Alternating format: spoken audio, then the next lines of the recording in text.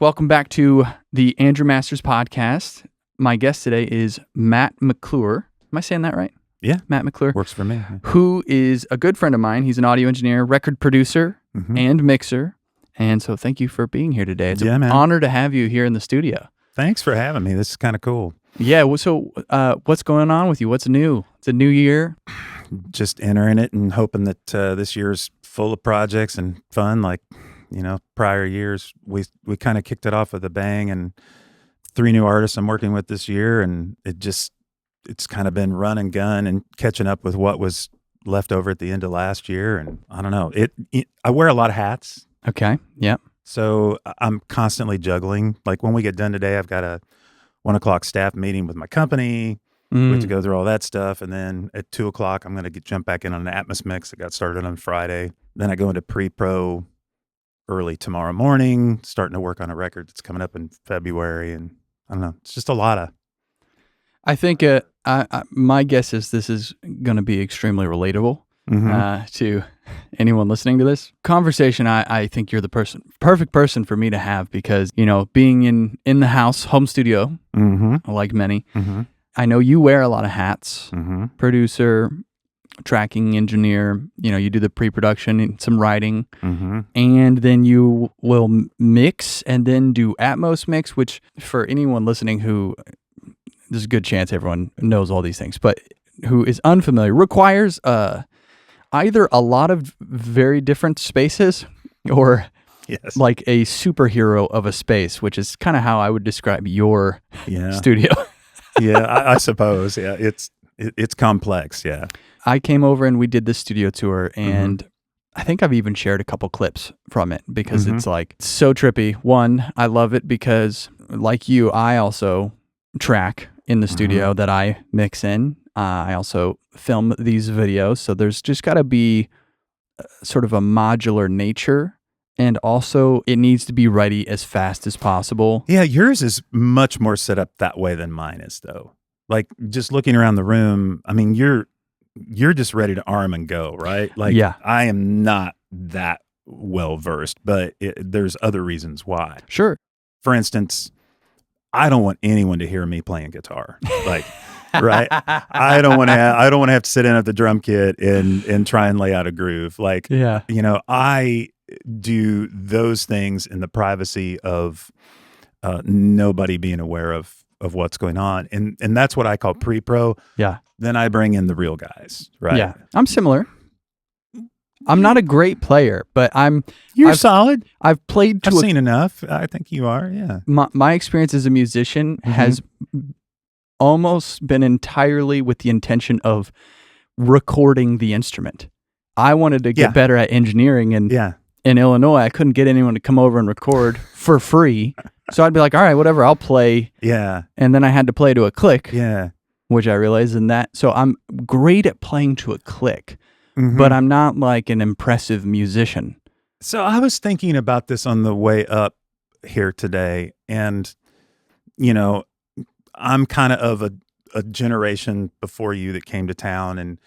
And the way that all of this kind of happens for the younger generations, and I wouldn't call you the younger generation, but you're definitely probably one behind me. You're very welcome.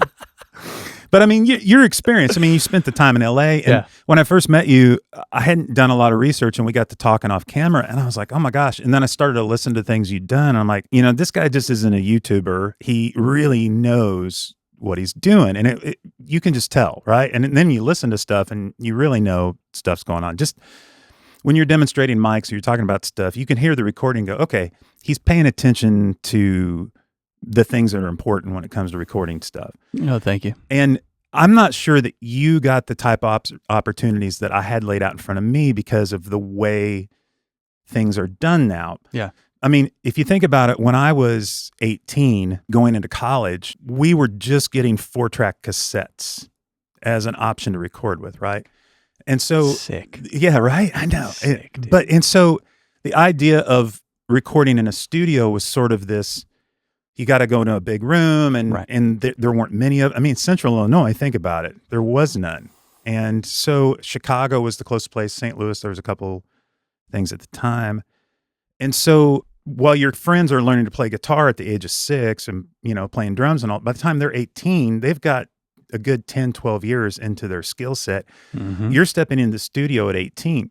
Now kids at 6 years old, 7 years old have laptops and groove machines, and they've got synthesizers, and they've got everything is in a box right there.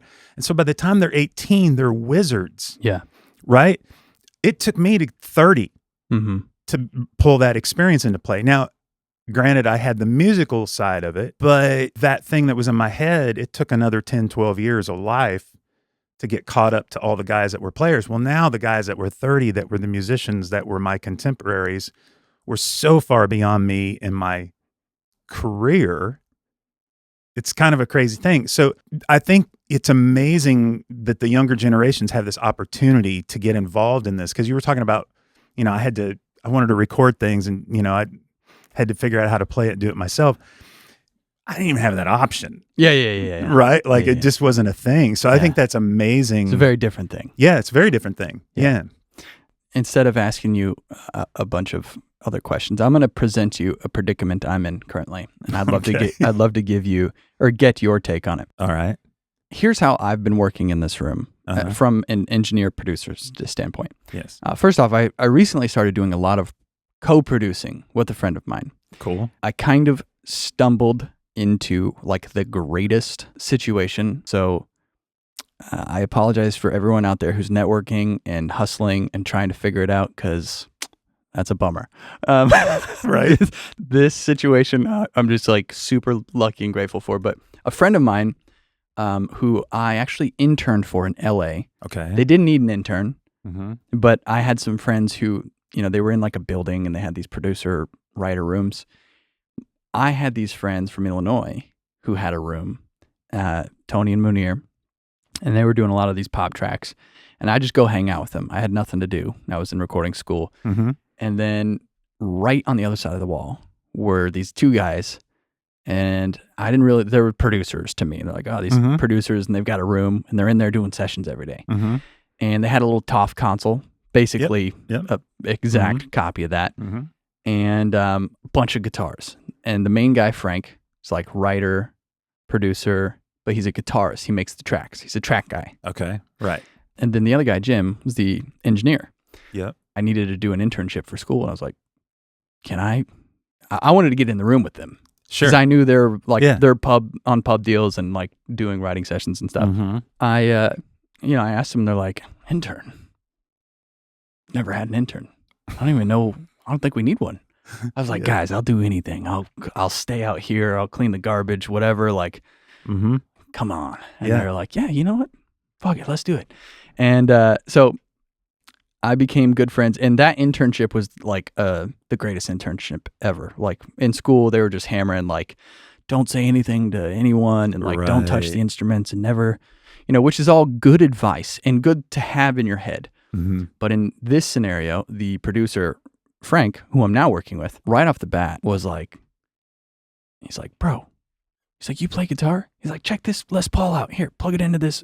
Oh, you like rock? Check out this orange. He's like plugging it in. He's like, pull up a track. He's like, go record. We're going to go blah, blah, blah for the next 2 hours. We'll be back. Have some fun, So it was amazing. Anyway, fast forward, he moved to Nashville. Okay. And he just got a country record cut that's doing quite well. Okay. It's the Bailey Zimmerman Religiously. Yeah. Sure. Co-wrote the whole album. Yeah. So because of that, and this is like more of a songwriting world, which I'm totally unqualified and removed from.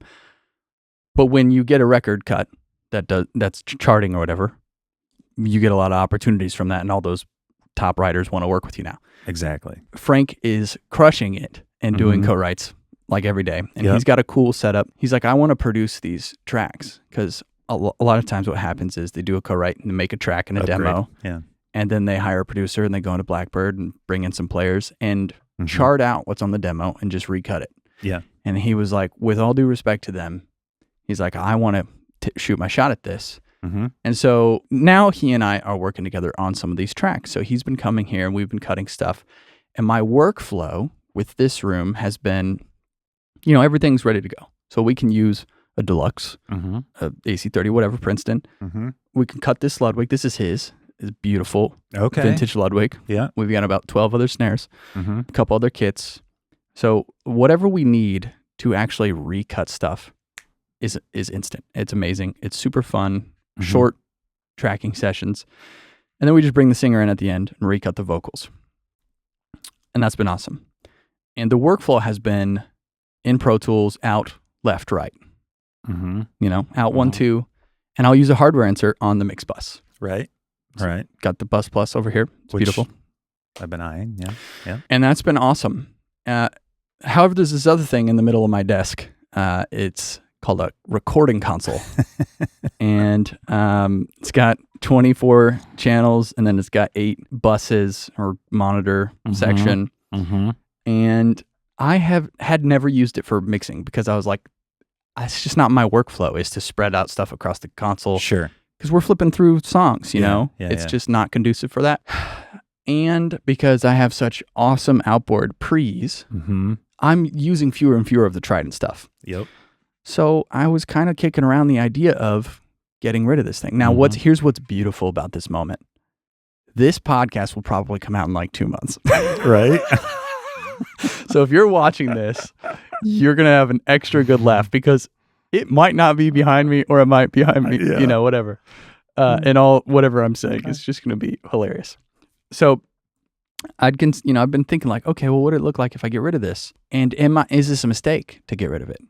So I did a brand deal with Trident and Sweetwater for this. Yeah. And then I called Trident and was talking with them about, you know, pros and cons, like how the deal went and stuff. And, you know, there was a couple other videos that they were hoping that I would do that are a little more focused on the console. Mm-hmm. And I was like, oh yeah, that's a good idea. And I was like, you know what? I haven't done one mixing through it because I just haven't really mixed through it. And we shot one a couple days ago, and I took one of the tracks that Frank and I co-produced and ran it through and popped in some EQs. And while we did the video, I took a direct feed from the console to my external recorder. Okay. So I've got a lav on. Yes. My voice is isolated. There's nothing coming through the speakers. Okay. Headphones. Yeah. You're hearing as I pull faders up, as I engage EQs and turn knobs, everything happening in real time, which was the most fun way to make a video ever. Yeah. And it was all one shot too. So Trey's holding the camera like you're in the room next to me. Mm-hmm. So that made it even more fun as a viewer. But dude, the mix sounded so good. I mean, so I did a mix before, you know, and in December, at the end of December, and I ran it off and we sent it out, and I was like, man, this thing is awesome. It's all great. And then when I ran it through that console, I was like, especially when I pulled it through the speakers again, I was like, maybe I'm crazy. I'm like, I think this sounds way better. And then, so I ran off a print of it, and, you know, there was a couple things in the production that, I'm sorry if people like this, but, you know, there's like these trap hats in there, and I'm like, sure. To me, that killed the mix a little bit. So I just muted them and printed a mix off without them. And then I went and A/B'd it on, have you heard of Samply? No. Samply, this is not like a sponsor thing, but Samply is like this is literally their pitch, a Dropbox for audio professionals. Okay. So you can host your files and send stuff to clients, right? Right. But it's actually really cool. You can create like Is this the one where they can put comments in, whatever you dropped in? Yep. There's timestamped comments. Okay. You can add people to the projects. You can have versions of it. It's all lossless audio, so you can stream it from your phone without an app, lossless. Nice. You can make it download restricted or give them access to it. You can even add a paywall. So if you're a freelancer or whatever, you can say, hey, if you like it, just pay and you can get the files. Yeah. Right from the link. So all that stuff's really cool. But because of the versions, I was like, all right, I'm going to listen in Samply to the other one before the console and then after. And it was just like... Does it line them up too so that you can go boom, boom, boom, boom? Sort of. I mean, they're just, you know, it's like on top. So I would like hit play on the top one and then the bottom one. And then I would just jump to the same section or whatever. Yeah. It was a lot better. And there was some things where I don't know, it just sounded smoother on the top. It sounded bigger, wider, fuller, beautiful. And when you watch the mix video, it's like when I popped that EQ in on the kick and on the snare and I turned up that low, you can boost 15 dB. I turned it up 15 dB and I turned and looked. I'm like, that's 15 dB.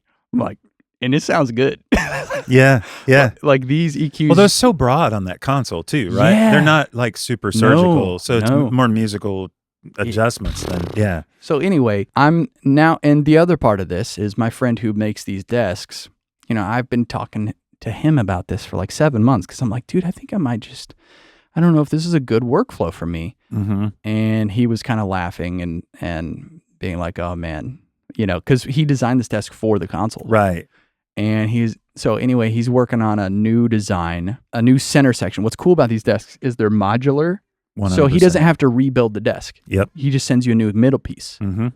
And so I'm like, dude, I'm just using these UF8s for mixing. Yeah. And so you were automating into the console off of Pro Tools then, essentially? Yeah, I had like all the automation and stuff was already done. Okay. And then I just basically, you know, technically summed, you know, spread it out, put some EQs on and adjusted levels a little bit. Yeah. So that wasn't like a from scratch mix. It was like the mix is done and then even better. So it took it like way past that, you know, finish line or whatever. So anyway, my friend has designed this cool new centerpiece, and I may really be screwing myself here on talking about this because it may not be announced or out or whatever, but I want your opinion.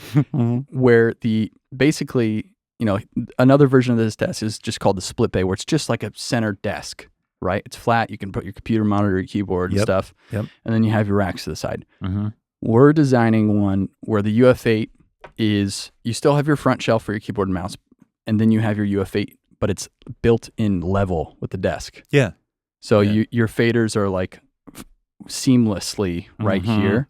So as you lay your hands, it's just, But you can still have this, and your computer monitor can still be kind of close, which is another problem. My computer monitor is too far from me, and working on videos, it's a problem. Also, the whole like thing, and everyone's like, get a TV. I'm like, I don't want a big TV, you know, behind my thing or whatever. So anyway, I'm just in this position now where I was 100% like, okay, I'm going to do these 2 videos and get rid of this console. And then I ran a mixer and I'm like, oh, okay. So I'd be getting rid of these 24 EQs.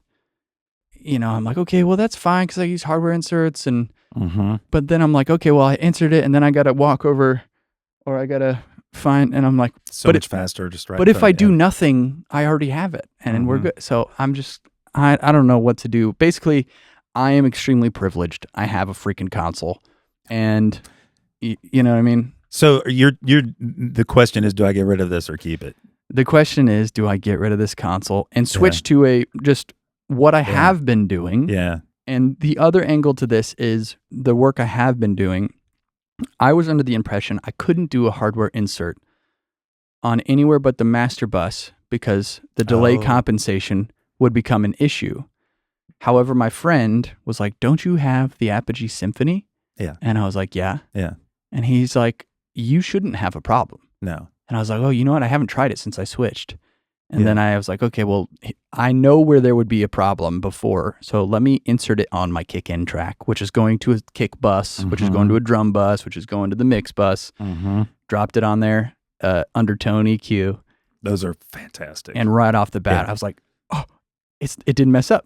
Yeah. And then I moved it around. I'm like, well, let's put it on the drum bus. Well, let's put it on the everything works. So I think, you know, here's the other thing. I'm flexible and I'm like a big flip-flopper. I don't know why anyone takes my word because I flip-flop on stuff every single day. I'm like, you know what? This is better. I went through a very similar thing 10-ish years ago because I was still doing the majority of my mixes at big studios, right? Yeah. So I was on a desk, and the background coming out of the live world before I was doing this session thing, the expediency of moving was what was important to me because every channel you've got the knobs you need, right? The EQs are there. Everything's, that's right. It's all in front of you. But the automation was on the desk too, which frankly, looking back on it, I hate console automation compared to what we can do with Pro Tools now. Yeah. So I saw the light early on that I needed to move into my own space, probably 12 to 14 years ago, and I was already doing it. I built a new window rig early on with a PC. I built the computer, but I was using Radar to go in and cut and all that.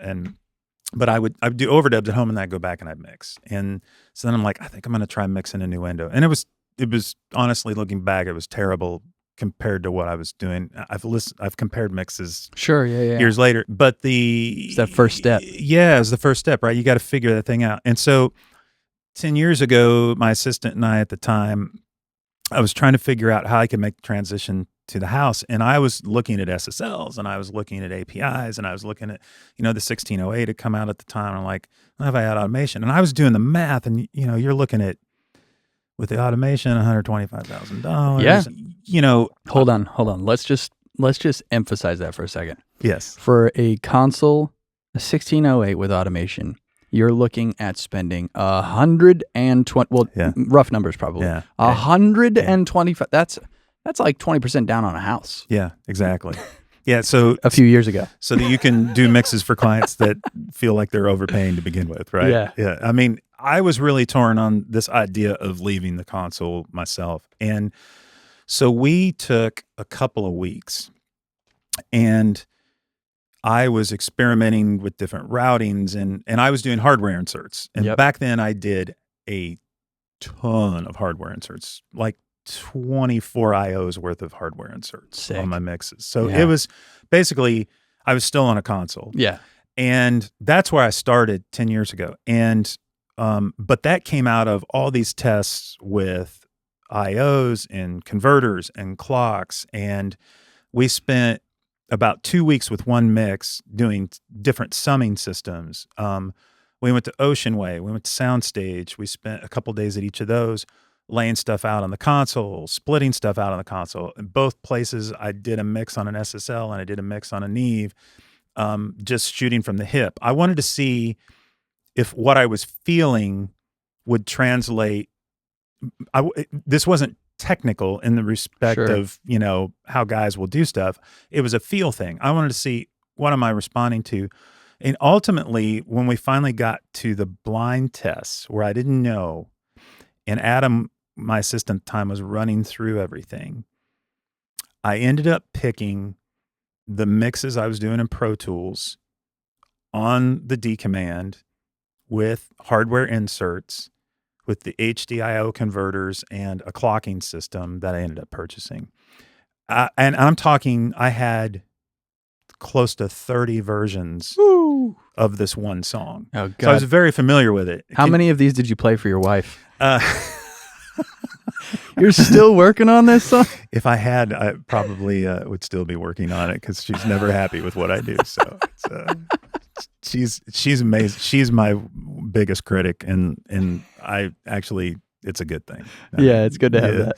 But yeah, so what I'm saying is, I exited the console world, and where my brain landed on this was, the majority of what I was getting was on the front side. It wasn't on the back side.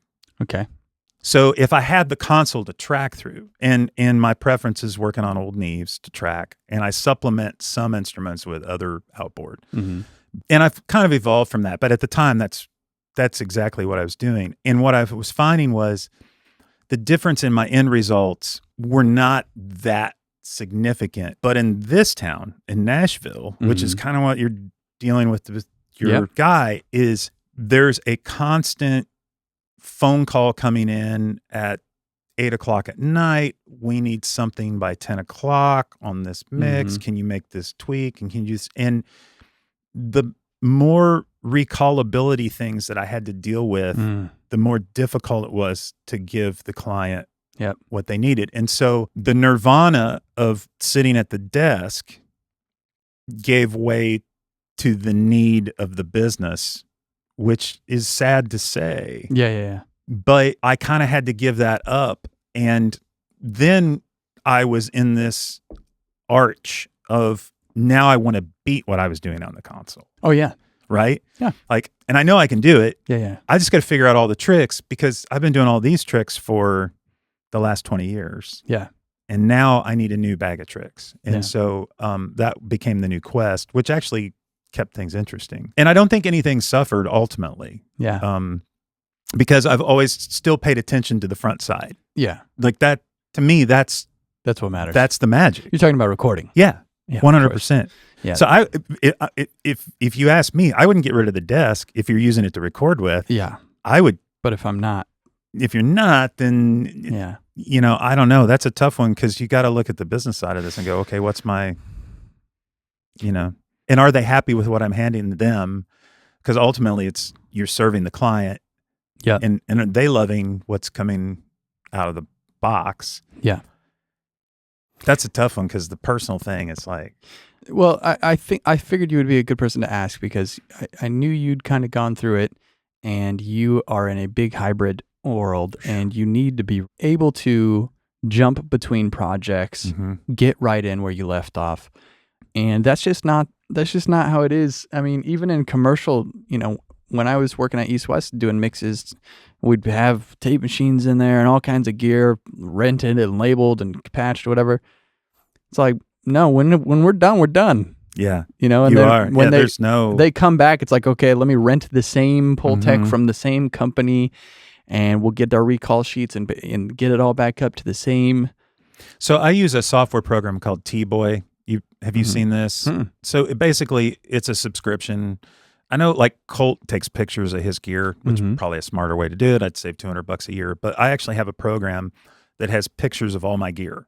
Oh, cool. And it's called T-Boy, and you can either do like the CAD drawing, which is just like a 1D thing, or you can do the 2D, which is an actual photo and all the knobs and everything turn. And so I just look at each piece of gear, I move the knobs to where they were, and then I save it as the client, the session, all that. Yep. I just go back online when I go to recall the session, open it up, and there it is. You can also print off recall sheets from it if you want. I don't save it specifically with the session like you could with photos. Sure. But it's how I've been doing it for probably 10 years now. Nice. And then what I started doing with mixes was I started to go with more easily recallable stuff that I liked how it sounded. So if it has detents, I'm 100% on par, right? Like I know recalls, this is -8 or whatever. Yeah, it's not going to be half dB off, right? Yeah, and all those little half dB things add up over a recall, right? It's like yeah. I'm laughing. I see Trey just nodding with everything you say. Well, that's good to know. Part of it is just, it's not like I'll never be able to get a console. And in fact, one of the things I said to Trident is it's really less of like the recallability, again, because I wasn't doing mixing through it. It's the logistical tactile feel of just the. I want to face my speakers, right? Oh, 100%. Yeah. And if I'm using SSL UF8 for automation for everything, I need that in front of me. So I literally had them sitting on top of the console. Yeah.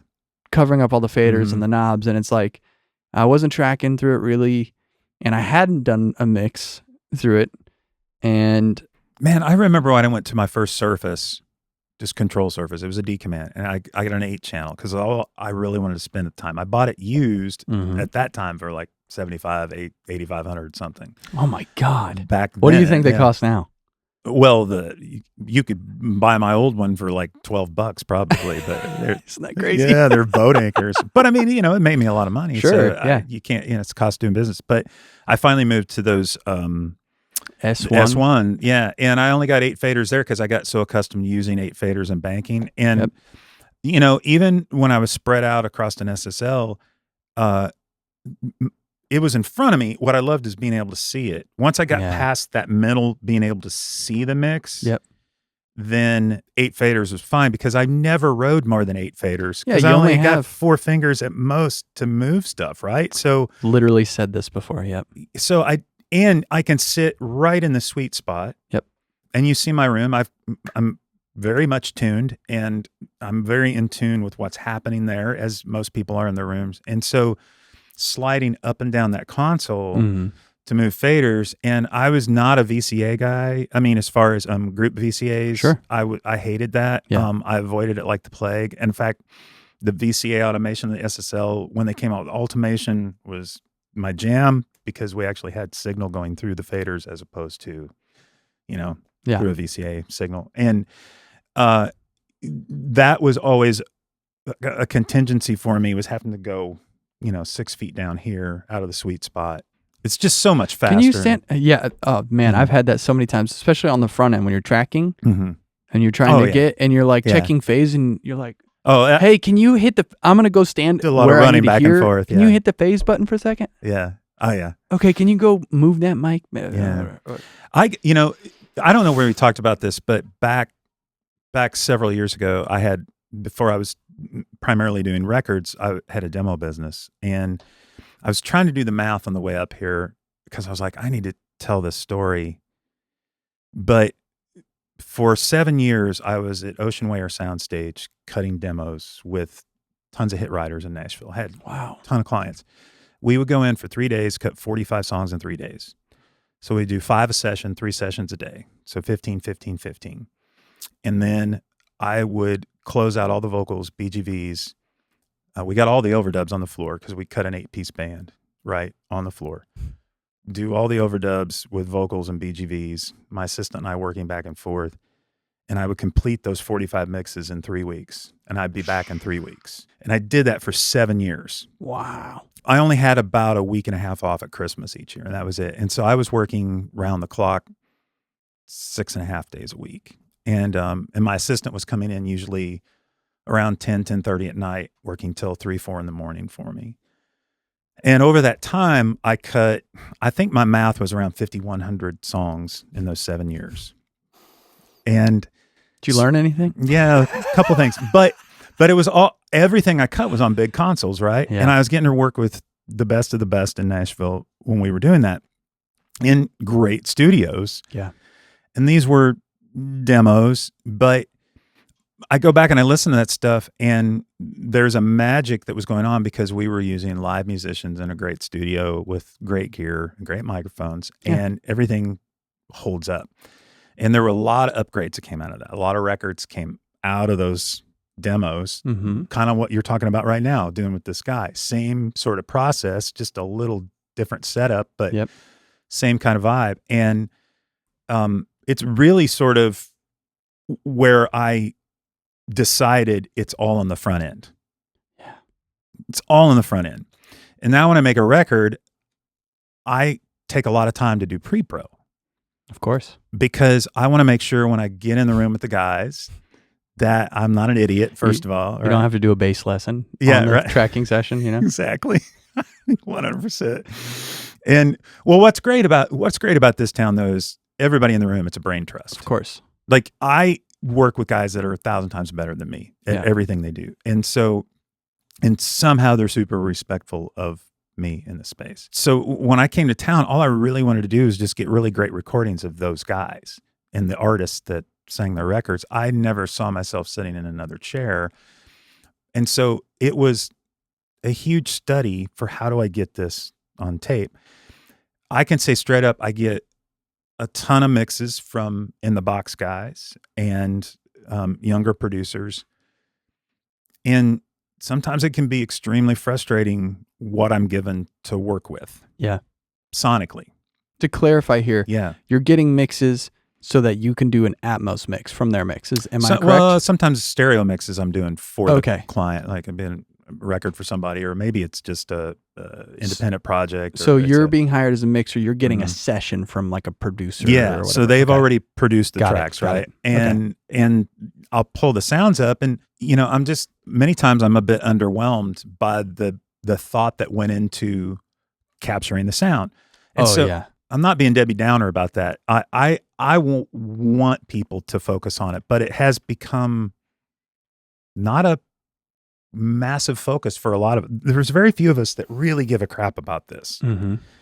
And it's been a passion of mine since I was 18, 19 years old to try and always sonically beat the last thing that I did. And like my heroes were Bruce Swedeen and Al Schmidt and these, they're giants at that stuff, right? And it's common sense to them. Yes. Big, but they were also hold on a second. Let's put 2 minutes Yes. into moving these mics Yes. and getting a Yes. sound here. And then when you get to the mix phase, you push the faders It's done. up. And so I guess that's my whole thing back to the mixing and the console. It's like, well, if you already got it, you're not losing much because you're not searching to create the sound. You're not carving and digging and replacing and all of the things. Re-miking, reamping. Yeah, all of those things. And it's never as good when you do that. I mean, I have a single coming out in Canada in a little bit. We cut as a demo. It was a song that I co-wrote with the artist and another writer.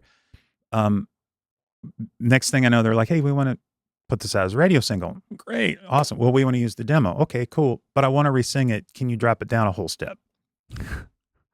Okay. I can. Right? Yeah, sure. I can. We can do whatever you want. But now all the sonic integrity of that track is gone. Yeah. The most important thing is his vocal. I get it. So I did it, right? And then he re-sang it, and it's all great. And then it ended up being a collaboration with another artist in Canada, and it actually was good for him too. But my heart was like, can we just retract this in the right key? Yeah. And make we do it right? Yeah. Yeah. But the reality of what we do every day doesn't always lend itself to what's best for the sound. It's what's best for the song.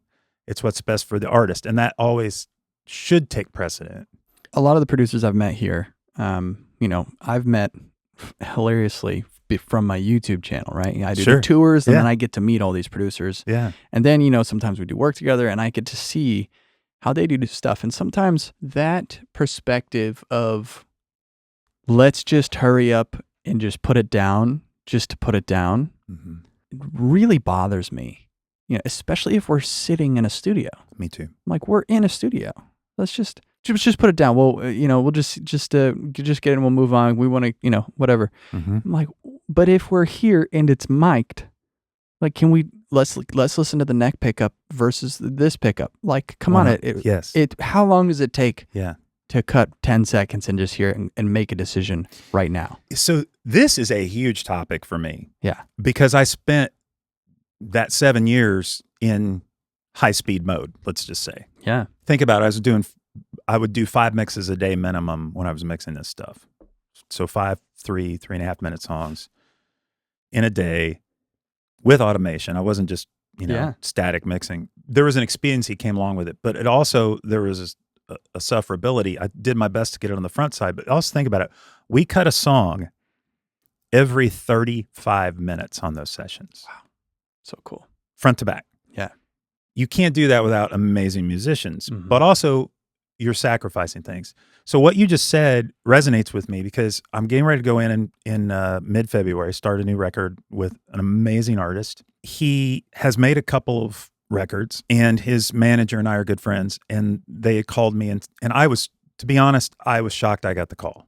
I thought I've respected him for a long time. I think he's incredible, and I didn't think they would think that was my jam. Okay. But then they started talking to me on the phone about it. The manager did. And I said, well, can I have a meeting with the artist? And they said, yeah. So we had a meeting and I sit down and I was like, okay, well, I want to talk to you about, first of all, why I'm here. What's your vision? What are we doing? And we got into this 2.5 hour conversation, our very first meeting. And after 2.5 hours, he said to me, and all the songs I've recorded and the projects I've done, nobody's ever asked me what I wanted. Yeah.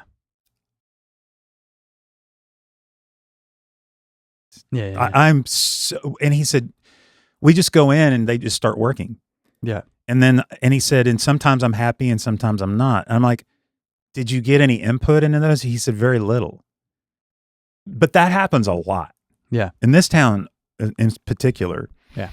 Some of it's because of pressure. Some of it's because of business. Some of it's, I think sometimes we have so much talent here that some people assume that the artist doesn't have enough to offer to change what we need to do. And we're trying to fit them in this box. And then every time you have an artist that has one foot out of the box, that does something that's them, it works. Yeah. And so why not take that conversation and add to it the process of making the record and getting the recording right, that extra 10 seconds to adjust the stereo mic technique 3 inches because you hear a little phase did not blow the vibe of the room.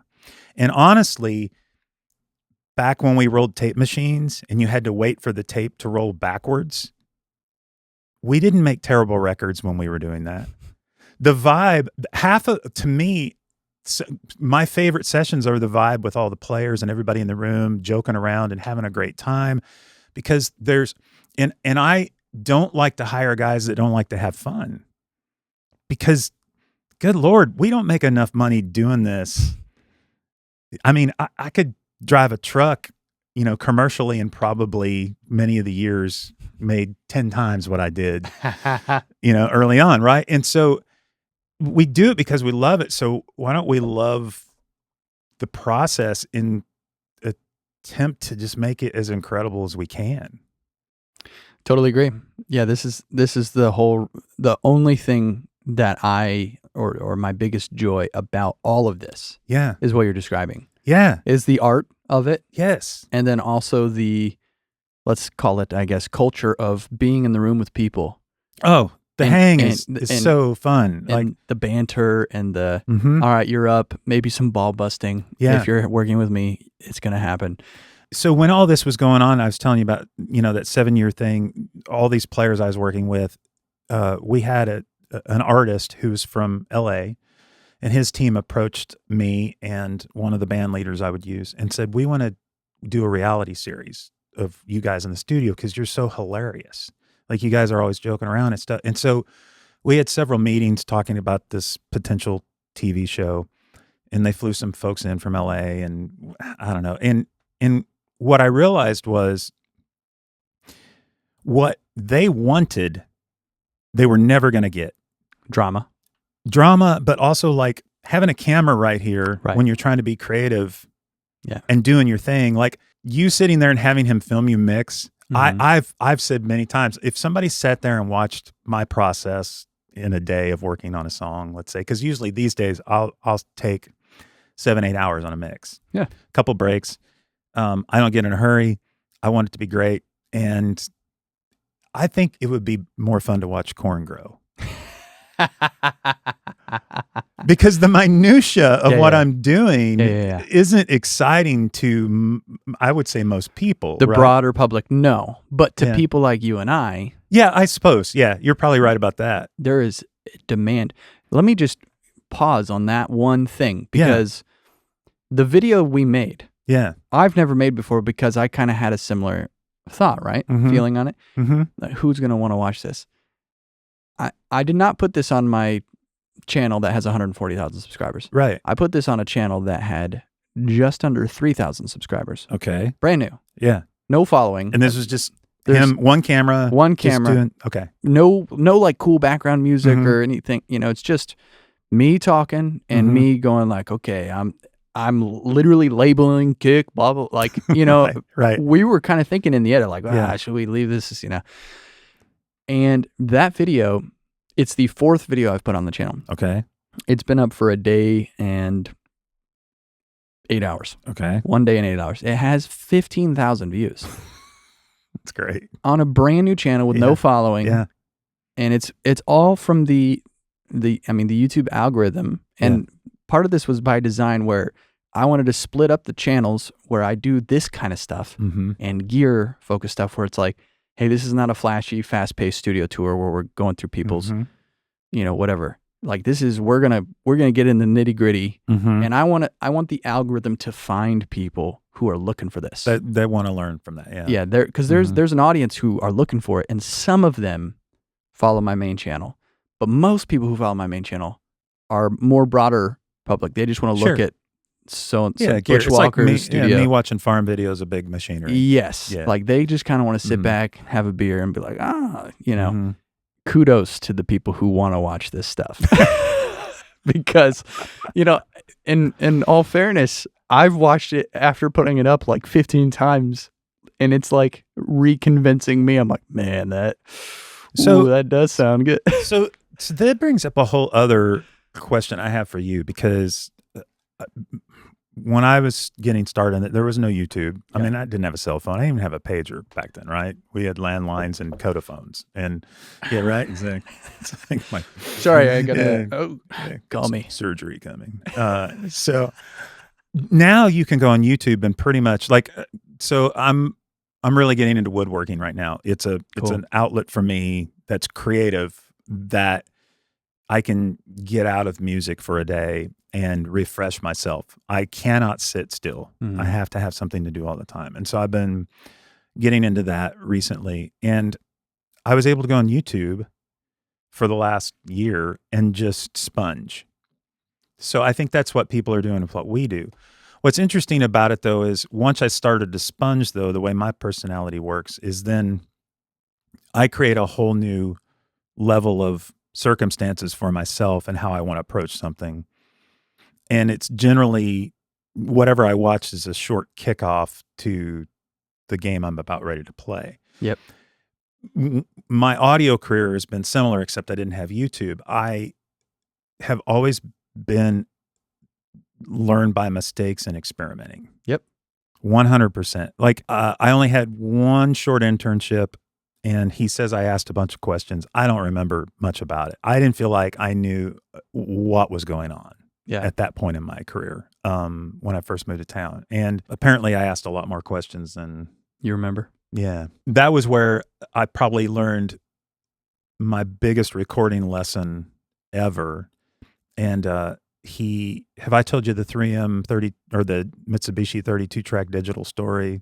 I don't think about the levels. So there was a place in Brentwood called Franklin, or called Classic Recording. Okay. And a lot of Christian CCM stuff was going through. And the engineer, producer I was working for was doing a lot of CCM music. And I'd gone over early that day to set up. We had a 16-piece string session. And they were doing Mitsubishi Dig 32-track. And those Dig machines back then, it was reel-to-reel Dig. And they had a meter bridge that you could get with the remote or not. And then there was one VU meter that was inside the cabinet that you could assign to any of the 32 inputs.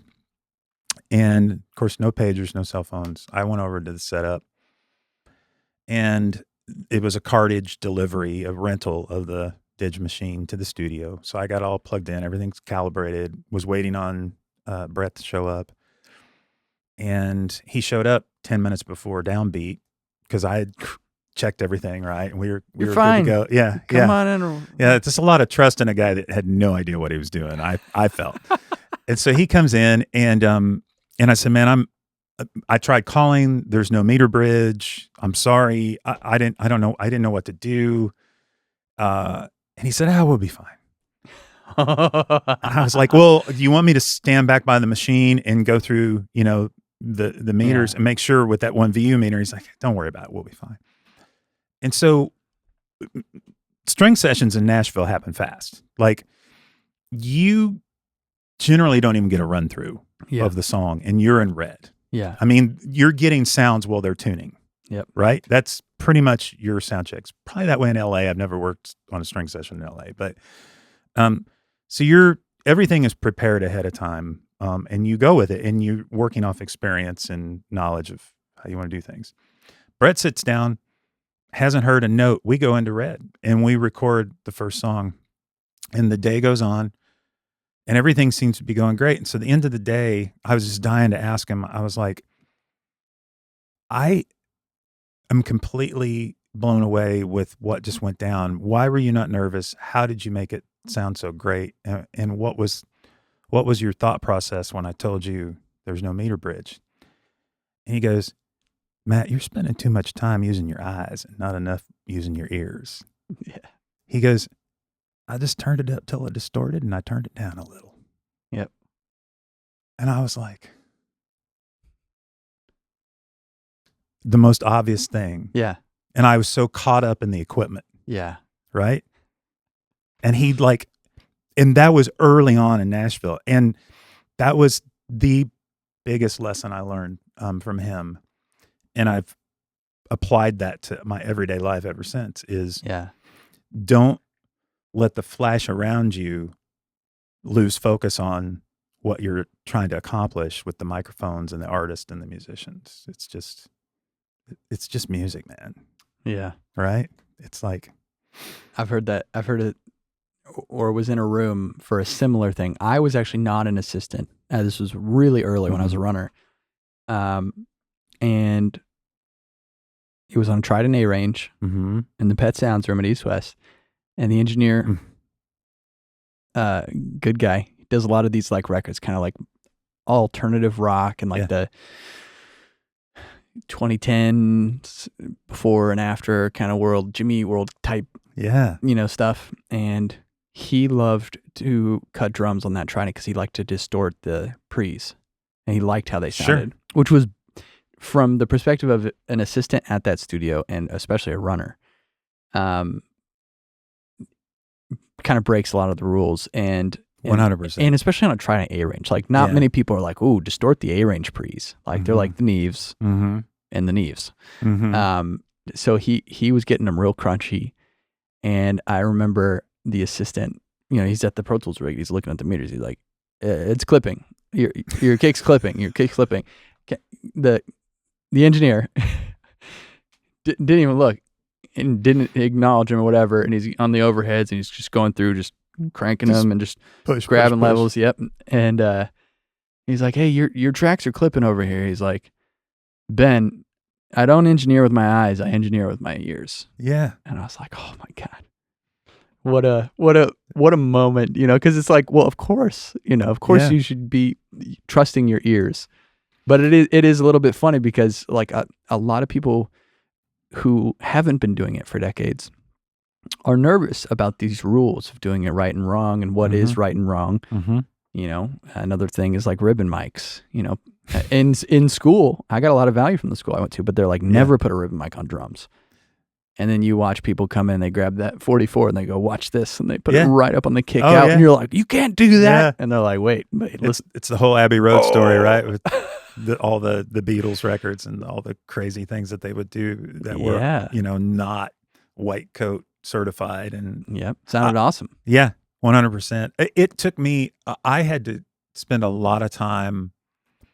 I came more from that Swedeen mindset of getting the perfect recording, and then I can muck it up later versus I'm going to commit it with the muck. Now, I started on 24 track. I wasn't like 8-track guy or nothing. I'm not that old. But even on 24 track, when we would do a large project like that, we'd do kick, snare, drums. So I would mix down toms and overheads together, right? And so the control you had at mix time was limited, and that was plan ahead stuff. And then, shortly after that, we started locking. I was lucky enough to be on projects where we could lock 2 24 tracks together, and then I could spread things out. And then some jerk decided that ADATs would be a great thing for Nashville. And it's a new thing. Yeah, man. They sounded amazing. And so then I did this one orchestra thing with 32 tracks ADATs and a 24 track 2-inch on a Neotech Elite console with I forget what kind of automation it was. But the amount of time it would take the ADATs to lock to the 24 track and the amount of time I would wait on the automation to update the floppy disk between passes, by the end of the day, I could go take a short nap and come back and it would finally go beep, ready to go, because it would just be sitting there. And I think, so back to your thing about this expediency idea, I think the hang, the vibe, the focus I think we've lost some of that in the last, probably I'd say since COVID and maybe a little bit before, in the ability, you've got everything on a screen. Does anybody ever just shut the screen off and mix? Yeah. Because it's super influential. And if you've ever mixed a picture, I don't know if you haven't, you probably have, but like, what happens when you listen to a record mix against a picture? Oh yeah. You go, "Oh my God, the vocal's too loud." Yeah. Right? Because your eyes are telling you what you want to hear. Yep. And the same thing applies when you're doing this stuff. That's a counterpoint, with the console when I was mixing. I didn't look at that screen once. I had my cans on. I'm just like, that's nice. Oh, wow, that's good. Mm-hmm. Whereas and for this console specifically on the EQs, like this is it just shows how everything is a compromise, both good and bad. The EQs are not indented or whatever, like Yeah. and they don't have numbers on them. It's just dots all the way around. So like when you're sweeping the frequency, this is 40.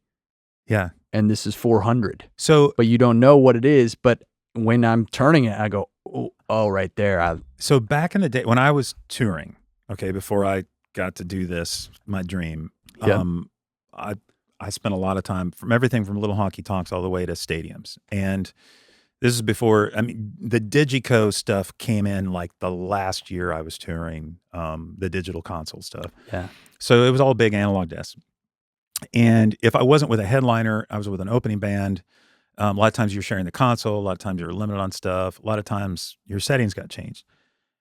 I came up with a method early on. I took a little cassette recorder, little mini recorder, and I kept it in my briefcase. And after I would do a sound check, I had a method where I would talk down each channel, and I could put on headphones before we would go on.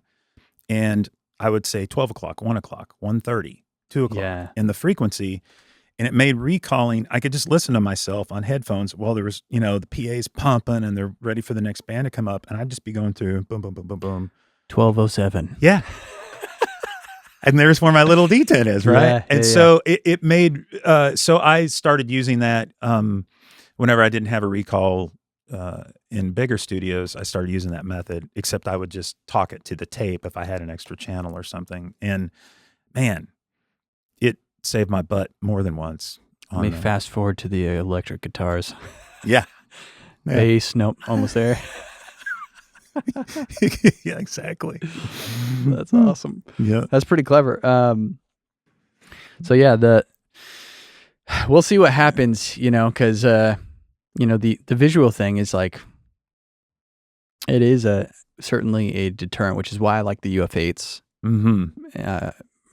S1s, whatever you're using. I like to look down from the screen. That does 100% influence what I'm doing. I like to just, select this acoustic on this part, throw it into touch.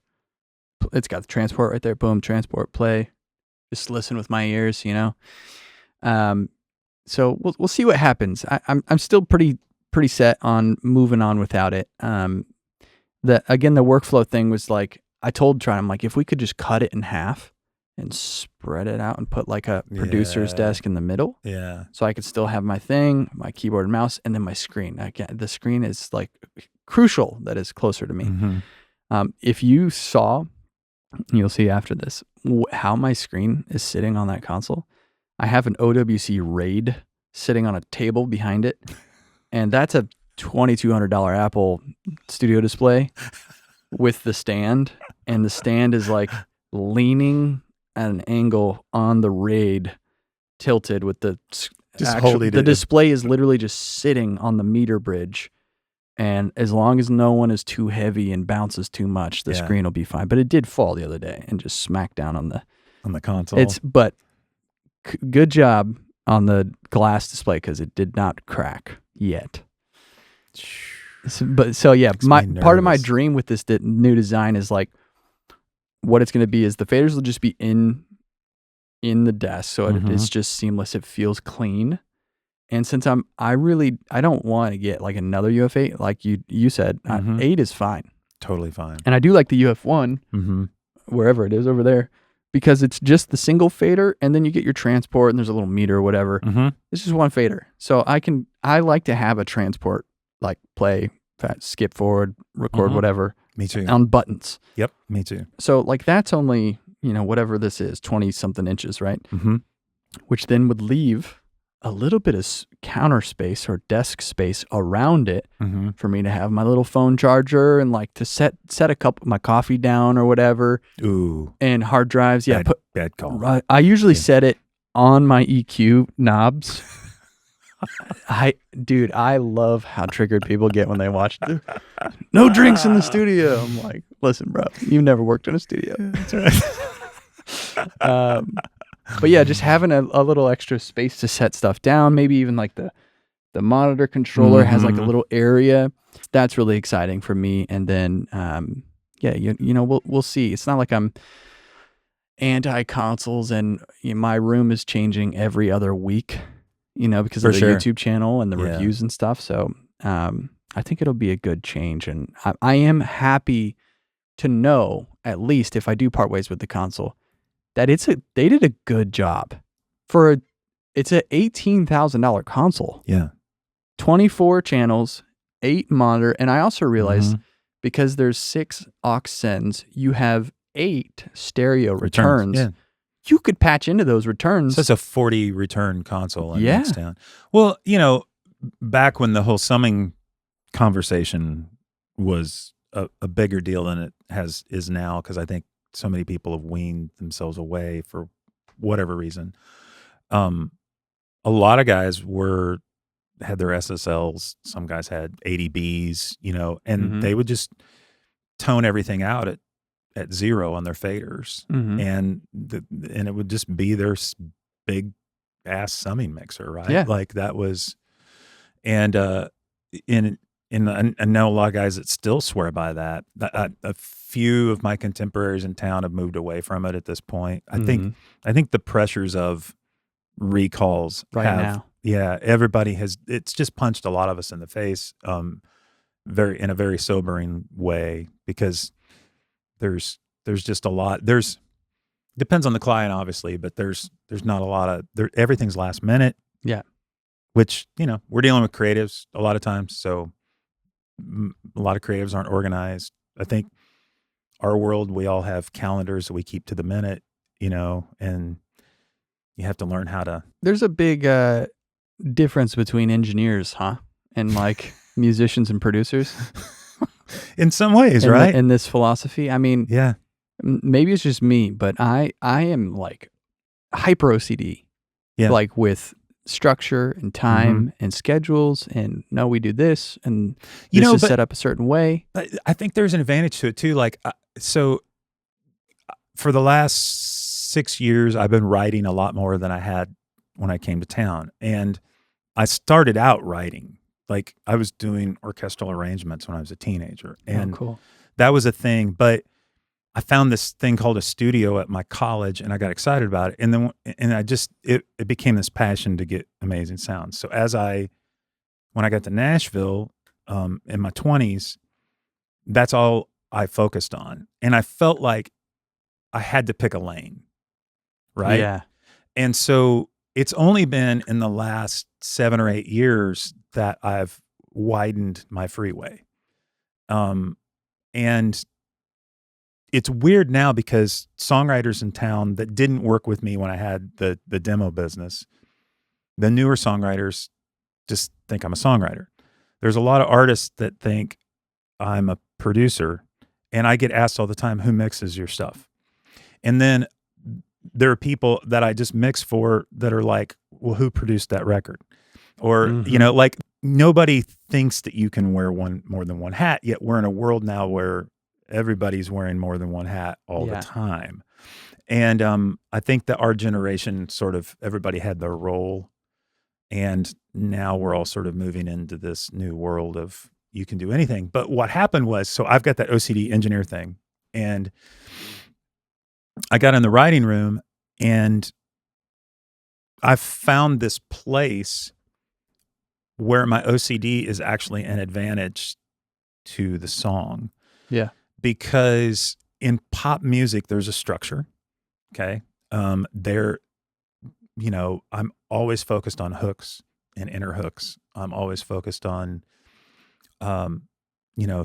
how the rhyme structure lays out. I'm focused on, and there's an edit side to my writing that I think really creatives don't necessarily go there, but somebody in the room that can take that and sort of retweak it and put it together, they see an advantage to that.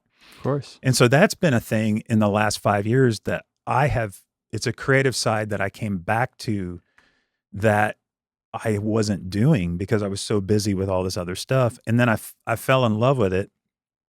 And so now I'm probably writing 50 to 60 songs a year. Wow.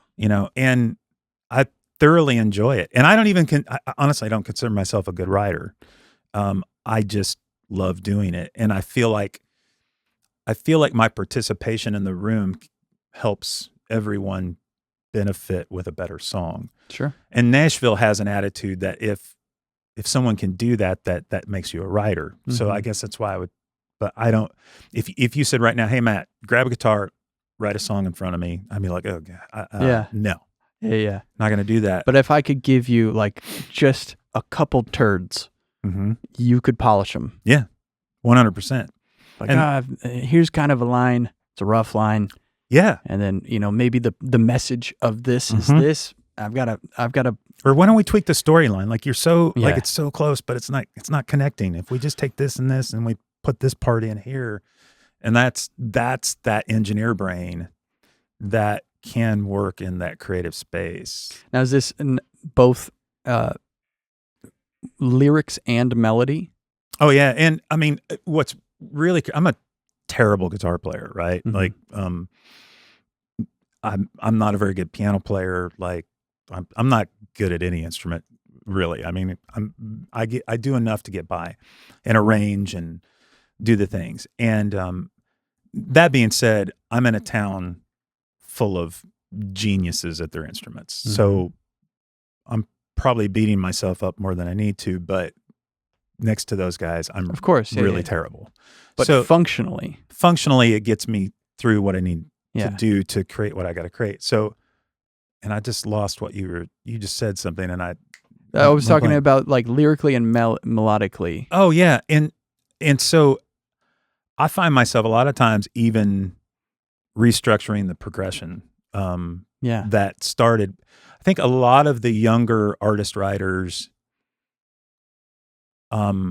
You've heard this coming out of Nashville a lot if you pay attention to changes, but they're just loop chords.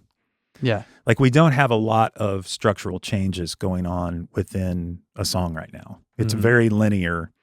And I'm starting to, the last year and a half, we've had some movement in a new direction where a little more musical. Yeah. Like maybe, crazy. We went to the flat 7 or something. Right. And so that stuff from an arrangement standpoint, I just sort of automatically am doing in the space without thinking about it, because I'll hear the melody they're singing or wanting to do, and I'm like, well, it's going to feel a lot better if we just, let's move to this chord. Yeah, and okay, it's just little things like that you just, I think, because I've been around great talent for 30 years, it just seems like it's a natural thing to do.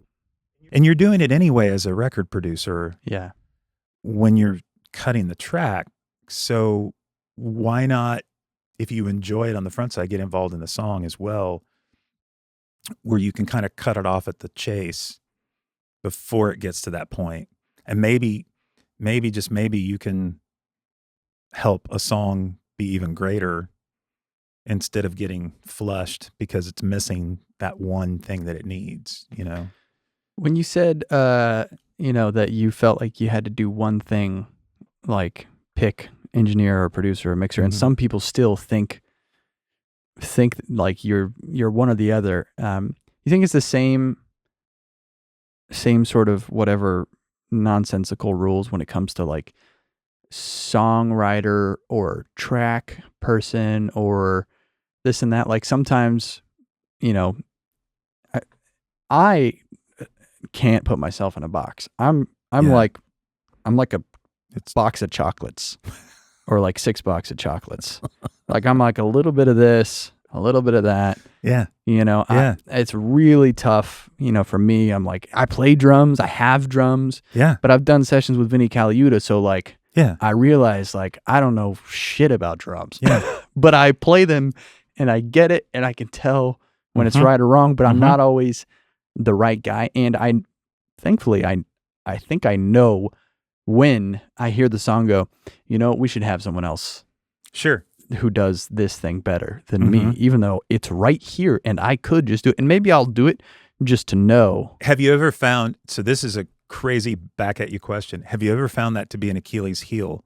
Because you are a drummer and you're working with another drummer, that it's limited potentially your openness to another idea or thought when you had this lane in your head. Has that ever happened to you? Like where I had an idea for a part and they were doing a different thing? Mm-hmm. You know, I think I like to think that best idea wins. 100%, yeah. I've recorded myself enough to know, like, try stuff and just see. And I've also watched a lot of great producers sort of, do the dance of, communicating well to the musician or the artist or whatever. And sometimes it's like, some personalities is sort of, you just pat them on the back and you say, thank you so much. And then you try something else the next day or whatever. Or, sometimes you get musicians in here and they're like, hey, please tell me, like, if you think there's a better thing, like, let's do it. And obviously I think those people wind up being more successful. And I'm wrong all the time. I'll do something because there's also like, there's drummer brain. Yeah. And then there's producer brain. And those two brains don't work all that well together. I'll even get there and play something and think like, man, that was really good. Yeah. And then I'll come sit over here and I'll go, dude, what's with the fills, bro? Yeah. Yeah. You got to do a triplet fill on every bridge to chorus. Come on. Right. Why are you slowing down in the middle of the fill every time? Yeah. To answer your question, I don't think so. If that has been the case, it's been when I've been the musician. I gotcha. Yeah. If I'm playing, and it's that's what it is. It's I'm drummer. Yeah. And then I come back over to produce, and I have to hear it from someone else, and they go, I don't know about that fill, and I go, yeah, what the hell was I thinking? Yeah, totally right. Yeah. And then we'll clean it up and either just get rid of it, or it'll be like a problem. Yeah. I'm like, oh, it's so much better. Well, I am not skilled enough to even want to record myself. I've been forced into it a few times on projects where I need to fix a bar, or I need to fix, 4 bars. And I'll grab my acoustic and I'll put a couple mics, and it seems like it's 8 years before I'm happy with what I'm playing. Or I'll go in and put a flap bomb on the drums because I feel like we need that in that spot, or maybe a fa-da-da, or just whatever, right? But that's about as far as I take it. I think where I probably spend more time, and this is really sad to say, but depending on sometimes a vocalist I'm working with, I'll grab a microphone and sing the phrasing that we've struggled with. Yeah. And then get revoice out and work through the parts. And but it's not my voice. So what is revoice? I actually don't know what you're talking about. This sounds kind of fun. For real? Yeah. I cannot. Okay. So revoice, we'll do vocal tuning. I don't use it for that. It kind of started the film industry for dialogue sync. So is it like a synchro arts kind of vocal line? Yeah, vocal line. Okay. Yeah, so revoice is like I know what you're saying. Yeah. So I've done that for 8 to 10 years now. If I get in a bind with a project I've been handed. So just for people listening, it's like a timing thing. Yeah, timing and pitch thing. I mean, it can. Yes. So short and lengthen words. Yeah. Okay. Well, that is such a good tool. I hadn't heard of Revoice, but I've used VocalLine for years. Yeah. And a good friend of mine called me recently who's he's in the film industry, but he's really into audio and studio stuff. And he always calls me and pitches me ideas. He's like, I've got the greatest idea for a plugin ever. And he's like, it's like you can sing a line, and then if you're doing background vocals, you can like take the first line and then match the other timing to it. So you don't have to go through and edit every single. Yeah. I'm like, dude, that's a great idea. You should, you know what? We'll put it in a product. We'll call it VocalLine. And what you'll do is you'll have a dub and a thing, and he's like, "That's a great name." I'm like, "Hey, you know what? I'm gonna send you a link. We'll make it $99." He's like, "I can't believe this exists." Well, to be straight up, I use it when I'm in a pinch. I am not personally. I would rather work with a BGV singer that can match vowel tones, of course, and sing. Yeah. There was a BGV singer in town. I probably did 3,000-4,000 background vocals with. His name was Russell Terrell, and Russell was incredible, and everybody knows him. I mean, he was on Keith Urban. He was on Lone Star. He was, kind of was Lone Star, but and everything else, right? And Russell was a genius at what he did. And a few years ago, he lost his voice. He can't sing anymore. It's tragic. It's very tragic. And you know what? Side note about Russell: when this happened, I felt like somebody had died. Like, it was, to me, it was tragic. Not only because I wasn't gonna be able to work with him anymore, but just my heart for him, because he was doing what he loved and he couldn't do it anymore. And he said to me, he goes, Matt, he goes, I had to go through a period of mourning with all this, but he goes, the reality is, he goes, I got to do 35 years of #1 records. Who has that opportunity in their life? Yeah. He goes, so I can't be upset about this. Yeah. And I was like, oh, That's good perspective. I need to keep that perspective every day, right? Yeah. But I would rather work with guys like that than go into this goes back to our earlier conversation about in the box producing and everything. Getting it right. Yeah, getting it right. Like, I would rather, this record I was talking about, I'm getting ready to do in February. The artist, one of the things I told him, I said, look, for lack of a better word, I am very specific on vocal sessions. I work the singer hard if they let me. Mm-hmm. I've been in situations where they won't. But I have this belief that if I have been given a thoroughbred to run in the Preakness, that I need to run that horse all the way to the limit so we can win the race. Mm-hmm. I see no reason that they should be given a pass because they're amazing. I think you try and squeeze every bit of greatness out of that artist that you can. But what if their TikTok numbers are really good? What if they're going viral right now and they've got 10 TikToks that are super. Yeah. Welcome to our world, right? Then maybe they don't have to. Yeah. Then we'll just create a Melodyne after the first pass.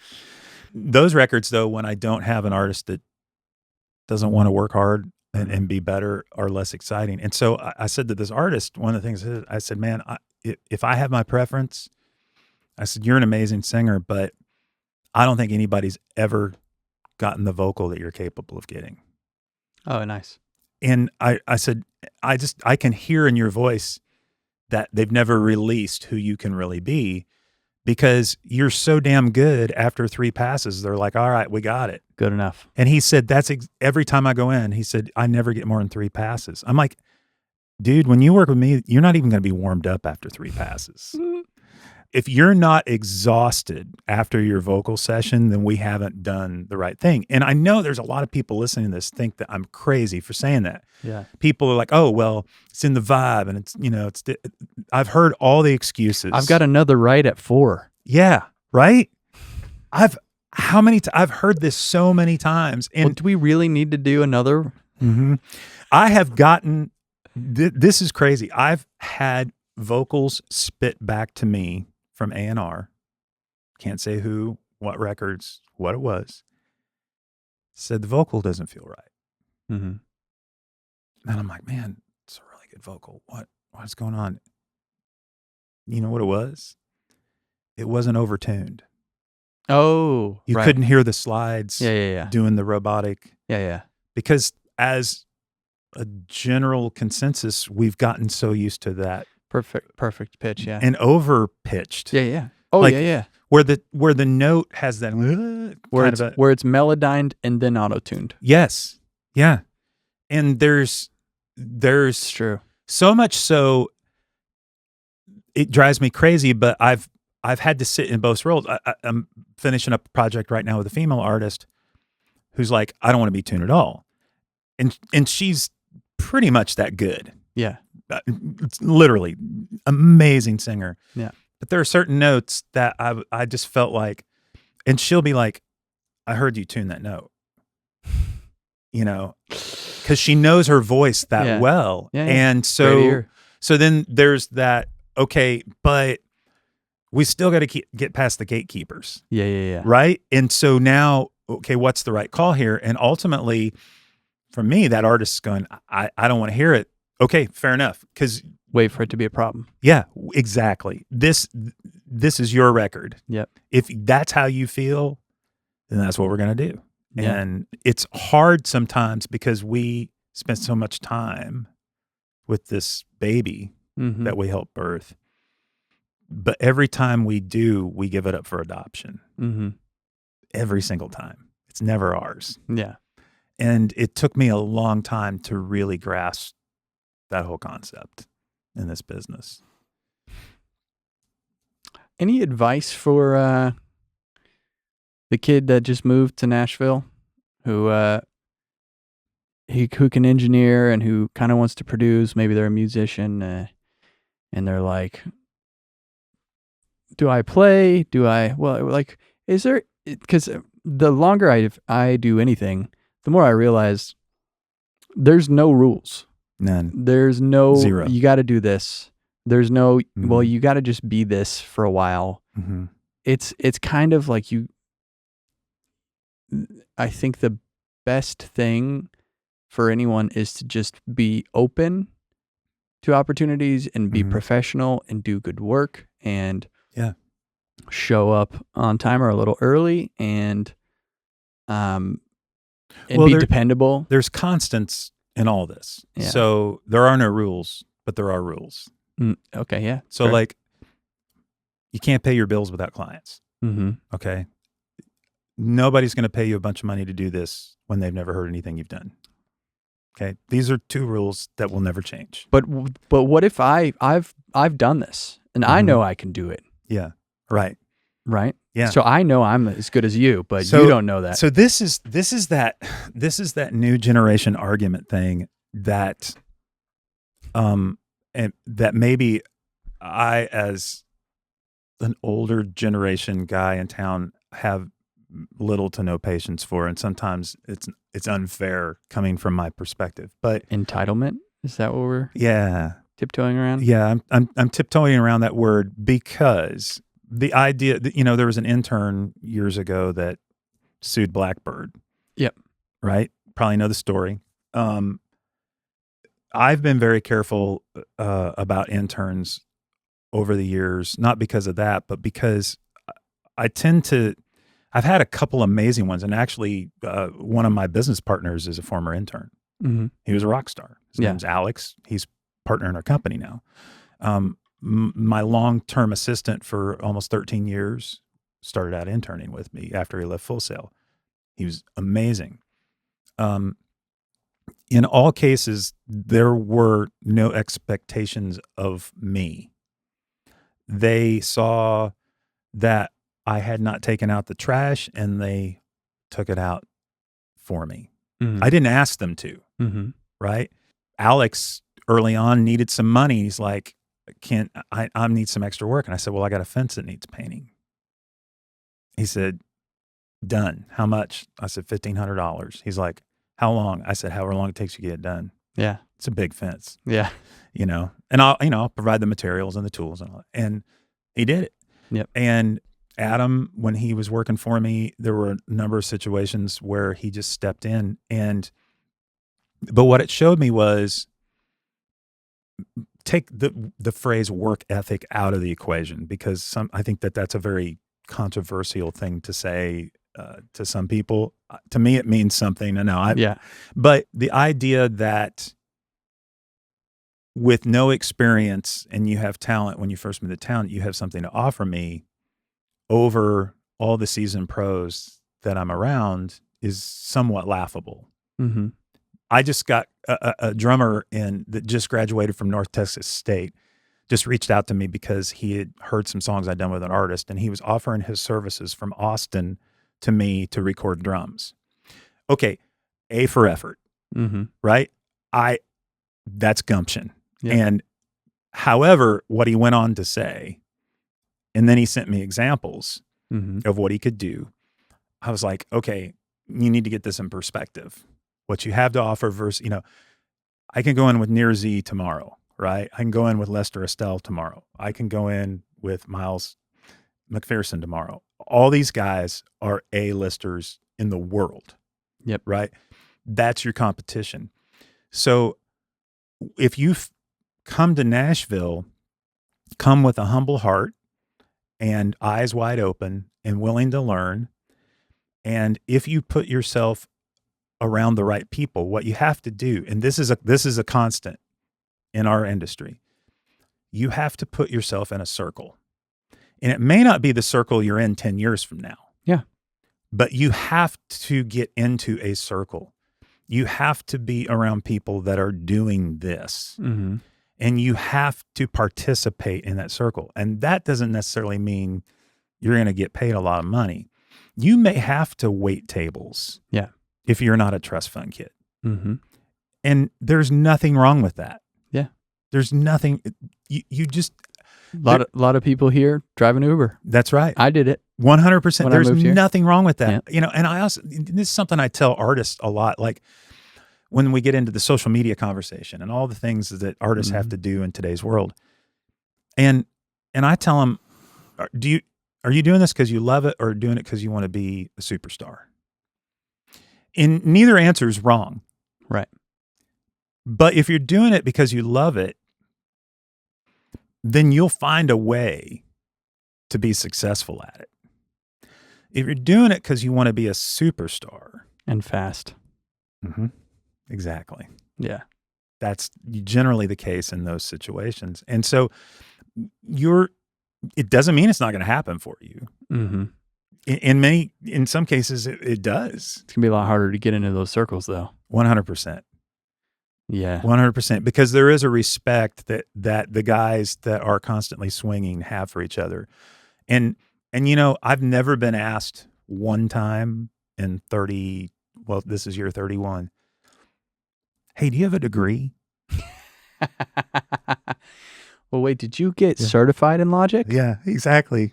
What is your Pro Tools cert up to? Yeah, exactly. No, I've never been asked that question one time. And when I was 34, I think we talked about this. I took a gig cutting vocals 2 times a week at a demo studio. Because I had an opportunity and I saw that all the hit writers and producers were going through that room. I made peanuts, but I met everybody in town for the next 2 years. Yep. And I was 34. Yeah. I wasn't 24. And that was the beginning of a tremendous amount of success. So anybody young coming in, find your first tribe. And then try and connect that tribe with other tribes. And the ones that do it really well know how to work through that.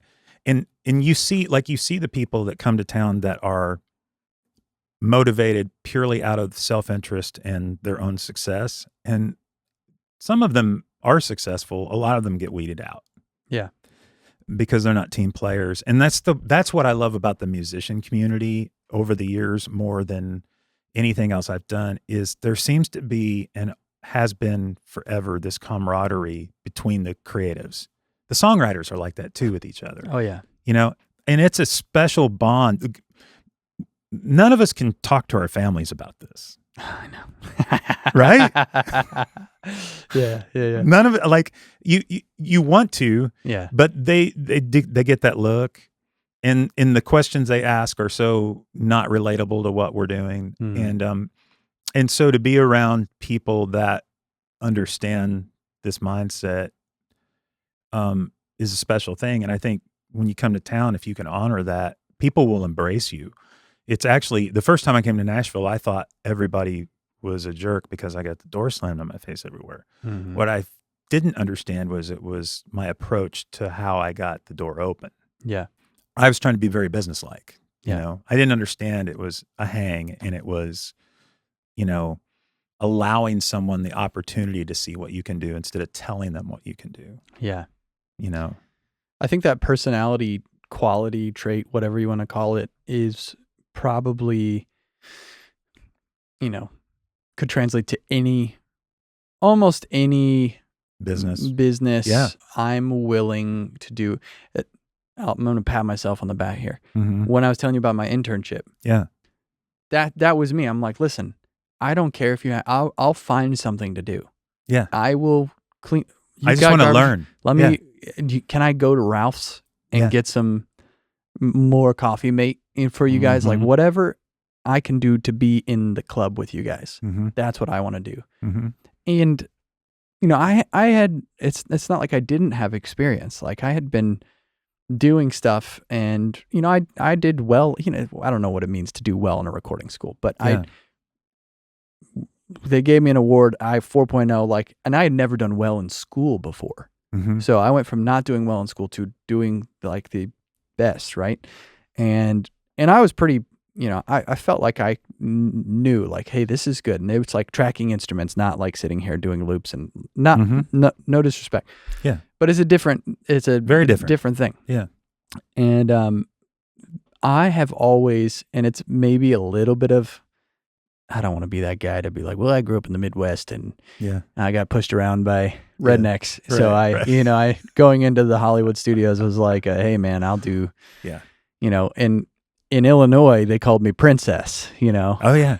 Like, dude, I had working in electrical contracting outside, shoveling, I was baling hay. dirt. I was on a farm baling. Yeah. And I still got that because I was a music guy. Yeah. Yeah. And because I didn't fit the, I mean, I grew up on a farm and I did FFA for 1 year. Yeah. And I was like, I don't fit here. Yeah. But but it added something to your work ethic. Yes. Probably. Oh, 100%. I mean, I was thinking about this driving here this morning about like, okay, what kind of hours are people willing to put in for what they want to do? Okay, I'm 53. I usually start my morning about 8:30. Latest, I'm in the studio at 9. Yeah. Renee is generally calling me for dinner around 7 to 7:30. And I'm usually 10 minutes late because I'm trying to close out whatever it is. I take about a 20-minute lunch break around noon. Yeah. Now, that's if you just say 9 to 7, that's what, a 10-hour day minus half hour. Let's say 9.5-hour day. Okay. I can't get an internship or an intern a lot of times to stick around for more than 3 or 4 hours. I just cannot wrap my head around that. Yeah. And I get it. Like if you got to go to a job and make money and pay bills. Yeah. Or you're going to school. Like, sure. But I've had situations where, I mean, I have these clients like you can sit here and just sponge this and there's other concerns, I got to go see my girlfriend or whatever. And look, we all have priorities. Sure. But that's just it. You just said it. What are your priorities? Yeah. And there's nothing wrong. Like, so what when artists, go back on the subject of like, want to be a superstar, wanting to do it because you love it. I tell people all the time, you know what? As soon as you choose to make this music thing your income, everything changes. If you're playing the VFW hall back home with your buddies and you're having a good time, there is nothing wrong with that. There is no shame in being that guy. Yeah. There's no shame being the best guy in the county. There's no shame being the best guy in the state. But when you flip the switch and you say, I have to make my living doing this, it's all going to change. Yeah. And so now it's not all good time Charlie like it is playing the VFW hall when you're, young. It doesn't work that way. So you have to be committed to all the difficulties. And, and we're in a business of subjectivity on top of everything else. And so all the opinions weigh in on your opportunities. And so you set that precedent from the time you come to town on people's opinion of you by what you're willing to do and how you do it immediately. And the word travels fast. I've seen guys that come to town and they're amicable and they're in this seat in 3 years. Yep. Because of their attitude and their ethic. And And I've seen initiative. Yeah. And figureitout.com. But I got fired from one of my very first studio jobs because I didn't say anything. Oh, okay. Yeah. I was told by the studio owner to keep my mouth shut. He said, your job is to push buttons. And I was like, okay. And I started to say, and he's like, there's no buts. Always keep your mouth shut. Yeah. 2 weeks later, had a client come in. This was back before we were doing a lot of Pro Tools vocal tuning. We had the auto-tune box had just come out, the first revision. Mm-hmm. So we would cut vocals where you had a track that we would listen to that was tuned coming off the tuner, and we'd mult it, or we would mult the untuned and send one into the tuner and bring it back on the desk. And we would print both. And then you could go back and edit, and I would tune with an Eventide 3000 and stuff, just spot tune things. But in this particular case, this girl was in, it was a producer in town, and it was terrible. And the tuner could not do justice. And so I flipped over to the untuned in the control room. We worked for a few hours on some vocals and went to the mix guy a couple days later. And granted, the producer was hearing all of this and never said a thing to me in the room. And so when it got to mix, the mix guy was like, I can't do anything. These vocals are terrible. Is this what you want? He went to the studio owner and said, man, I don't know what's up with your guy, but he didn't say anything, and I'm screwed. We're gonna have to blah blah blah. And the producer, I got fired. Yeah, the owner came to me and said, "Why didn't you speak up?" And I said, "You told me to shut my mouth." Yeah, you told me to shut my mouth. Yeah, you said, and he's like, "Well, in that case, you're supposed to open it." And I was like, "Well, this is a hard lesson learned because I mean, well, also that's the producer's fault and the studio owner's fault. Yeah. I'm sure you could take some responsibility there, but you were getting conflicting. The producer should have known. Yeah. Oh, 100%. That's his job. 100%. Literally his job. Yeah. And the studio owner, like, your job is to keep the studio open. And I've had a personal grudge towards this producer ever since, just a wee bit. Yeah, well, of course. I'm not going to say that when songs get pitched for artists that I'm producing from this particular producer that I don't look at them a little different. I'm not going to say that, but, it's true. What goes around comes around. Yeah. Yeah, man. It's just knowing your place when you come to town. And I think you feel out every situation and you have to go with your gut, and you're not always going to make the right choice. And I felt like I was making the right choice at the time, and it got me fired, I still feel like I made the right choice because I did what I was told. And it was just an unfortunate set of circumstances. But I also kind of have looked at this town after 31 years and I go, everything that I've done has led me to here. Yeah. Good and bad. Yeah. That's life. So you're gonna screw up. And hopefully you just learn from those and you don't make any enemies through screwing up. And I never have, I have a very similar story. We'll save it for another day. But, okay. I wanted to just hang on to this point a little bit longer because I do think there's value to it, which is, expectations when you're fresh. Mm-hmm. I have always maintained this to my own fault, by the way. I'm married and I have a kid and they want to see me. Right. They have to drag me out of here. Yeah. You know what I mean? Like I will, and by the way, I've sort of figured out a solution to this. Mm-hmm. It's go to bed early and get up before everyone. 100%. I do the same thing. Get up. I'm, it fluctuates. Today I actually got 8.5 hours and I was up here at 5 a.m. So when I say that I am in the studio around 9, I'm generally doing stuff for 3 hours in front of that. Yeah. Every morning I get up really early, do a little scripture reading, get a little workout in. Thinking. Yeah. Planning. Yeah. And I'm mentally preparing for the day, but I'm also getting into emails for my company and things that I didn't have time to respond to the day before.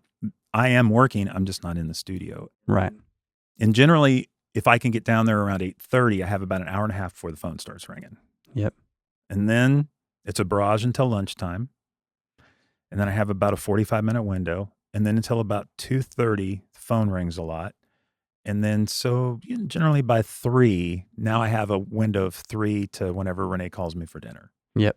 So I can get 7 or 8 hours in the studio in a 12-hour day. In my opinion, like if you really want to be a producer, if you really want to be an engineer and you really want this to be your thing, I think it's going to be really tough to have these standards of, well, you're only paying me from this time to this time. So I'll be there right at that time and I'll leave right at that time. You can't look at it like that. And that may be unpopular to say to that person, but you got to hear it. And just my story of moving to LA, I had nothing, like no network of anyone. So also there was a shift at that studio where you were basically not allowed to hang out at the studio after you were done working. It was get out of here. You don't get to use anything. Wow. You're not allowed in the rooms, right? Okay. And I think there's a very big studio in town that's still like that here. But in LA, that shift changed when the chief engineer tech guy got fired and the replacement guy came in and found all of these problems, technical problems. And us runners, he brought us in and he was like, hey, how's this? Where's this going? Why is this labeled like this? I'm like, dude, this is the first time I've been in this room. And he was like, what? Use the rooms. He was like, when you're done working, if a room is open, use the rooms, use every piece of gear that we have. Get to know it. I want to know if there's a problem in the studio from you, not from the client. And that immediately there was a culture shift. And this is where I think the people who wound up becoming more successful separated from this other crowd of people. There's a term I heard in a book. I love this term. It's called the 459ers. Okay. So if you think about it, 9 to 5, right? Yeah. The people who are packed up, ready to leave at 4:59. I gotta go. There's the game's on, whatever it is. They're out of there. There's gonna be a difference in future between the people who are, all right, it's time for me to go. I gotta go, and then the people who are like, cool, I'm gonna clock out, but can I also stay and still do some stuff? Can I do this? I want to learn a little bit more about that. I'm clocked out. Don't worry. But can I still be here? That's like the whole separation between the future of the people who are 459ers and the people 100%. who are staying longer.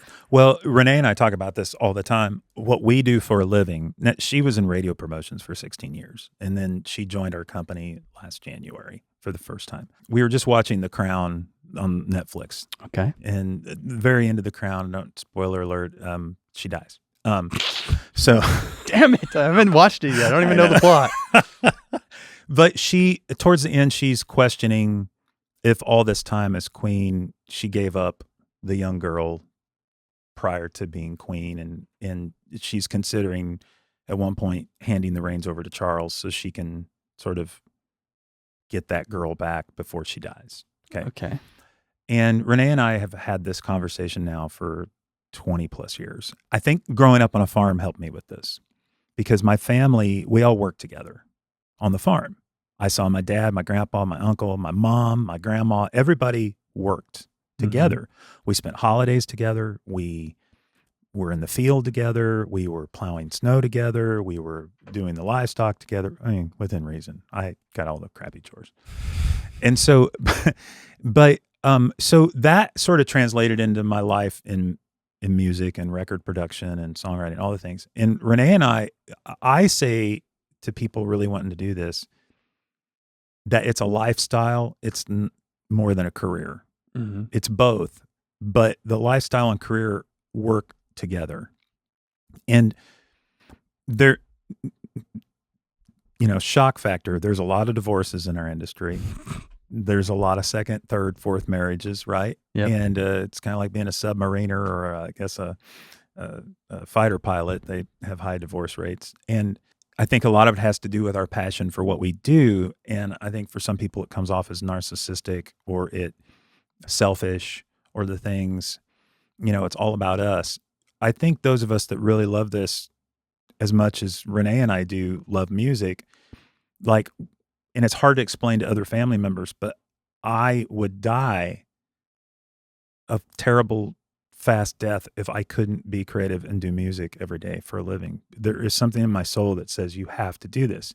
And so when we're eating breakfast together, I'm listening to songs, or we're talking about one of our artists, or a show that we have that we need to do a renegotiation on, or, when we eat dinner at night, we're talking about our business. And to most people, it's about the baseball game, or it's about, did you see the TV show, or it's about, what's going on in the church group or whatever. And that's It's great.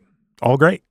But in our industry, I feel like the really successful ones, the balance is different, but it's not a bad balance. And you have to find those partners and people, not only in your marriage, but in your personal life, that support that and can understand that thing that you have that you can't live without.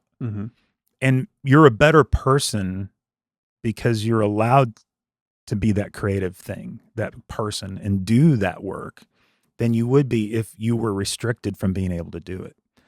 And that may still make you a difficult person to be around sometimes because you're working crazy hours and all that. But the person you would be without doing that would be way worse. Oh, for me, 100%. I need to be, I categorize it as productive. Now my productivity, whatever, is a bunch of different things. So sometimes even to my wife, it's a little confusing, and she'll be like, "What? You're up there just listening to that thing?" I'm like, but it keeps your brain stimulated, right? It's something you got to have. That's my job, is to listen to things. Yeah. Or it's social media, I'm watching this YouTube video. That's my gig.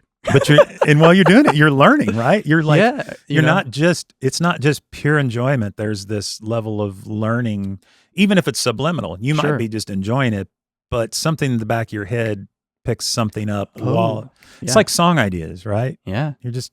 You hear somebody say something and you're like, I got to line my notes right here, and you drop it in. Yep. That brain's always rolling. I mean, I wake up a lot of mornings at 4 a.m., and my brain is just rolling. Yep. And I'm thinking about a track that I worked on earlier in the week that I haven't been able to get back to yet. And there's this one thing I want to address. And then I'm thinking about my timeline and my schedule, and when I got to have this meeting and how I'm going to put all this together. And it all just starts. And then the next thing I know, it's 6 a.m. I'm down in the studio spending 30 minutes on that tweak before I go upstairs and do my ritual and all that stuff. And that happens a lot. But like you said, nobody's up and their phone isn't ringing, and it gives me a chance to work through those thoughts or ideas. And, I'm like, my passion is like everything we talked about, like getting the upfront sounds, like producing the song, whatever's right, taking the time, being meticulous on that. As a person who makes, my business is very predominantly from my YouTube channels. Sure. Right. So now there's 3 of them. There's this one, the Studio Time, and the Andrew Masters. Yeah. But I learned something from each of them. And so what I notice when I'm not working, if I am, let's say, consuming a podcast, right? I've trained my brain, and I can't untrain it. It's just now a part of how it operates, is to recognize what's interesting to me or what catches my attention, because that's a part of the business. Yes. And so I've noticed my interests of the stuff I'll listen to when I'm not in a music or even making content setting is very much a combination of sort of like entrepreneurial stuff, and then a lot of sort of health and wellness and like neuroscience stuff. Yeah, you've talked to me about that in the past. Yeah.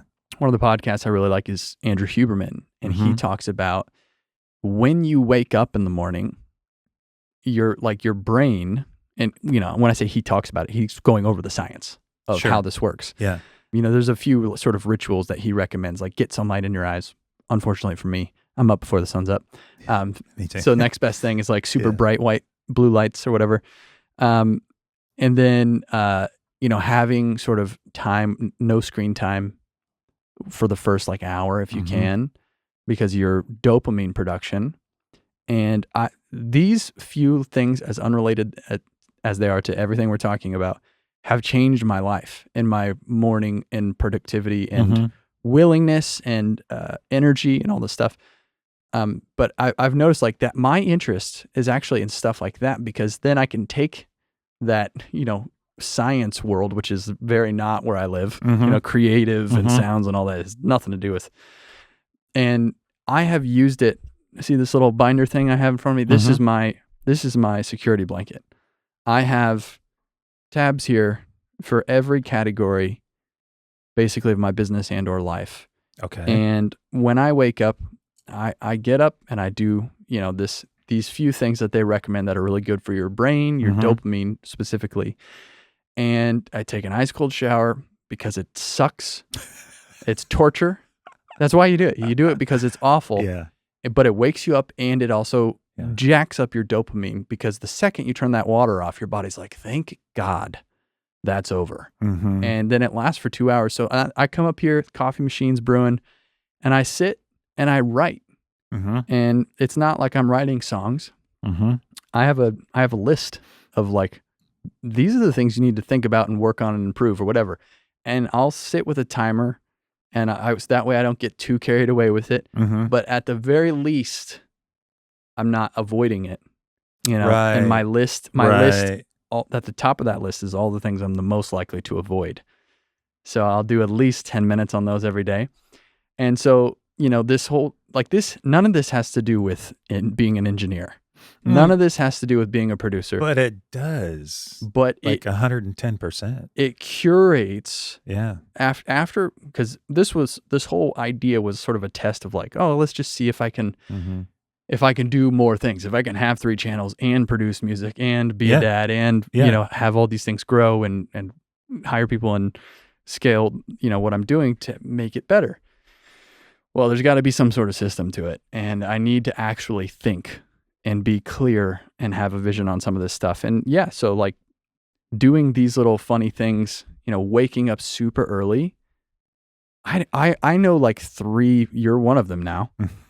You, my friend Frank, who we work together. That's the great thing about Frank is sometimes we're on the phone at 5 a.m. Yeah. Oh yeah. And he's like, bro, I'm up moving the stuff around in the studio. I'm like, I love it. I love that we can get on, get this out of the way. I will have gone through each category, and some of it involves like, like if it's YouTube, I'm working on a video or whatever, the next couple of videos are scheduling. That's literally a part of my list, like follow up on schedules, scheduling with these people, these are confirmed.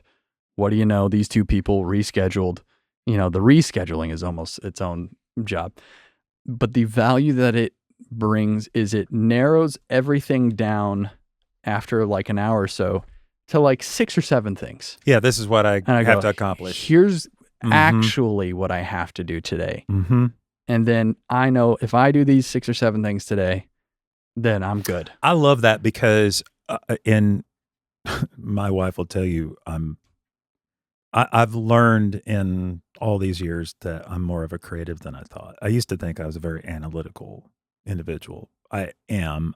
We're weird though, right? Because if you over-engineer producer, if you do that job, you kind of are analytical, but you're also creative. If you're good at what you do, I think, we definitely know engineers that aren't very creative, and we know engineers that aren't very analytical. I mean, but I think that if you're really, really good at this job, you kind of have both worlds, which makes us a bit of a weirdo amongst most people, because most people live in one hemisphere of their brain more specifically. And I hate conflict, as we all do, but I will take it head on because I have to. But I dread it. It makes me sick to my stomach. Yeah. And part of my job at my other company is I deal with a lot of conflict. And some days I ask myself, am I supposed to be doing this? Because I'm very uncomfortable with this. I'm also very uncomfortable with money. Yeah. I don't really like to talk about it. I don't. Renee takes care of all the books. She wanted 2 years ago, and I was like, oh, thank God. Like, Yeah. I don't know to the penny how much is in my bank account, but I have a pretty good idea. Yeah. I mean, because I know what I bill, I know what we make, I know what Yeah. things cost. I'm not stupid, but it gives me anxiety to deal with that. Sure. And then you add on all these things you're talking about, which I have going on with our 3 companies, and then my production business and songwriting and all those. And sometimes I just crawl under a shell. I don't even want to think about it that day, you know, and really I should be tackling it and getting it off the list. Right. Yep. But I'll punt it a day because there's no deadline to this. And it's something that, you know, I have a very serious licensing thing right now that I should have dealt with 7 years ago. But I wasn't aware because I wasn't proactive in the situation with the manager I was working with and all the things. And so now it could cost me a lot of money. Yeah. Either with an attorney or loss of money. And unfortunately that situation was just me going, well, if I work hard and I keep doing this, you know, they're taking care of that for me as my business manager, and everything's going to be fine. But the reality was, it was one other thing to deal with. Neglected. Yeah. Yeah. And that is, I totally get, that's a big part of what we do, man. It's getting your brain and your focus in place to deal with all the things. And you're self-employed. You're your own grandpa. Yep. There's no guarantee of an income coming in tomorrow. Everything is your fault. Yeah. Everything. Everything is your fault. If you're successful, great. Yeah. But even sometimes you're successful, there's something you're not successful at, and that's your fault. Yeah. And why? And, you know, success too, for most of us, some people avoid this and are just constantly successful. But I think for most of us, it comes in waves.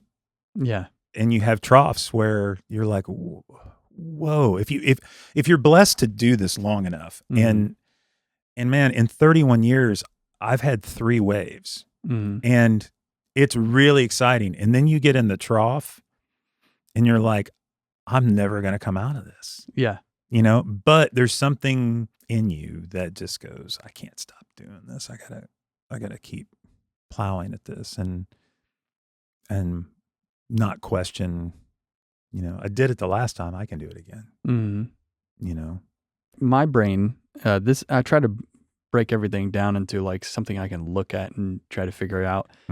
My brain is like, if I get into a world where there's nothing in front of me and I'm just thinking, you know, these thoughts, which is like a whole other conversation, you know, it could go any direction fast. So for me, it's kind of like building in, this for me is a system where I can build in literally a review. So, you know, I have what I call like a daily must list, which is like, start your day. You must look at these things. You must think about these things for 10 minutes. Once you get through that list, great. Then you should have a direction and some clarity on the things that you should be doing and that need to be done or whatever. Getting you obviously towards whatever your current goals are. And then there's a weekly must. And if I'm being honest, the weekly must is the harder one, because the weekly must is a review of the daily. Oh, okay. So it's like, okay, so if you're following this through, then you should have accomplished all of the things that you needed. You knew you needed to. Yeah. And the weekly is a review. Okay. That's where you get to be your own boss and review how effectively, like, what did you not do? The courses and the emails are right at the top of that list. Did you send an email out this? Did you do this? Yeah. You know what? I didn't. Why? Why did you not do it? And and this is me talking to myself at 4 a.m. like a psycho. Yeah. And I'm like, well, you know, I even wrote out the thing, but I got to the website and the login wasn't working. There was some little piece of friction. And so I just pushed it off and I let it go again. Yes. And it's like, it's like, okay, well, let's right now get past that and send the email. You know, whatever it is, don't let it push, because then you can go 2 weeks and 3 weeks. And I did this last year when one of my main goals last year was to put out a course. I wrote and rewrote and deleted and scrapped and started again and filmed and deleted and did the whole thing 3 different times, and put out a course like the last month of the year or something, right? Okay. And did not follow the plan. And it was just like I wasn't doing this. I started this at the maybe end of November last year. Okay. And this whole routine and process of just like take an hour or 2 in the morning and have a structure for your vision or goals or whatever it is. If you're an engineer, like, guess what? You have a vision, the clearer you can get on it, the more actual steps you can figure out to actually attain it. So do you, with all this, so earlier we were talking about the different hats. Okay. And when I came to town, it seemed to be less of a thing than it is now. I remember having lunch years ago with Scott Hendricks, who was at Warner Brothers forever. He just stepped down, I don't know, Christmas time, something like that. Guy's had like 80 number ones as a record producer. Wow. Super. I genuinely think he's an amazing person. I've gotten to know him over the years and never gotten any work out of him, but I love the guy. And we were at lunch years ago, and he was asking me about some things I had going on, and I was telling him about, because my attorney was the one originally that came to me and said, okay, Matt, record producers are becoming bottom feeders in this town. If you want to make real money, you need to broaden your horizons. You need to look at lanes that you can work in. And one of the things that I've been seeing you do, but you're not getting paid for, is you're developing all these artists.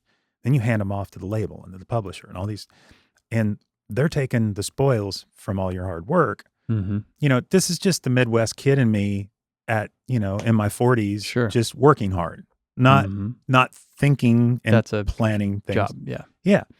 And so I was like, yeah, but I'm not any of those guys. And so it took a couple of years of him convincing me to do it. So then I started down this path, and then I'm at lunch with Scott one day, and Scott's like, what are you doing? And I was like, what do you mean, what am I doing? He's like, you need to focus. He's like, you can't be successful if you don't focus. Yeah. And so we got in this long conversation, and then I started pointing out all the things that he's done. And I said, is this pot kettle black right now? Like, are we having, like, it's okay for you, but not for me? Projecting. Yeah. Like the things that you regret, or like, and I said, or is it to do this, I need to do more of what you're talking about. I need to have a plan, because the more you're doing, the less time you have to do any of it. Right? So how do you get great at more than one thing? And how are you successful at more than one thing? And it comes back to his word, focus. But it doesn't mean that you only can focus on being a great mix engineer. Right. But here's the thing. If you do, you're probably going to be great at it. Sure.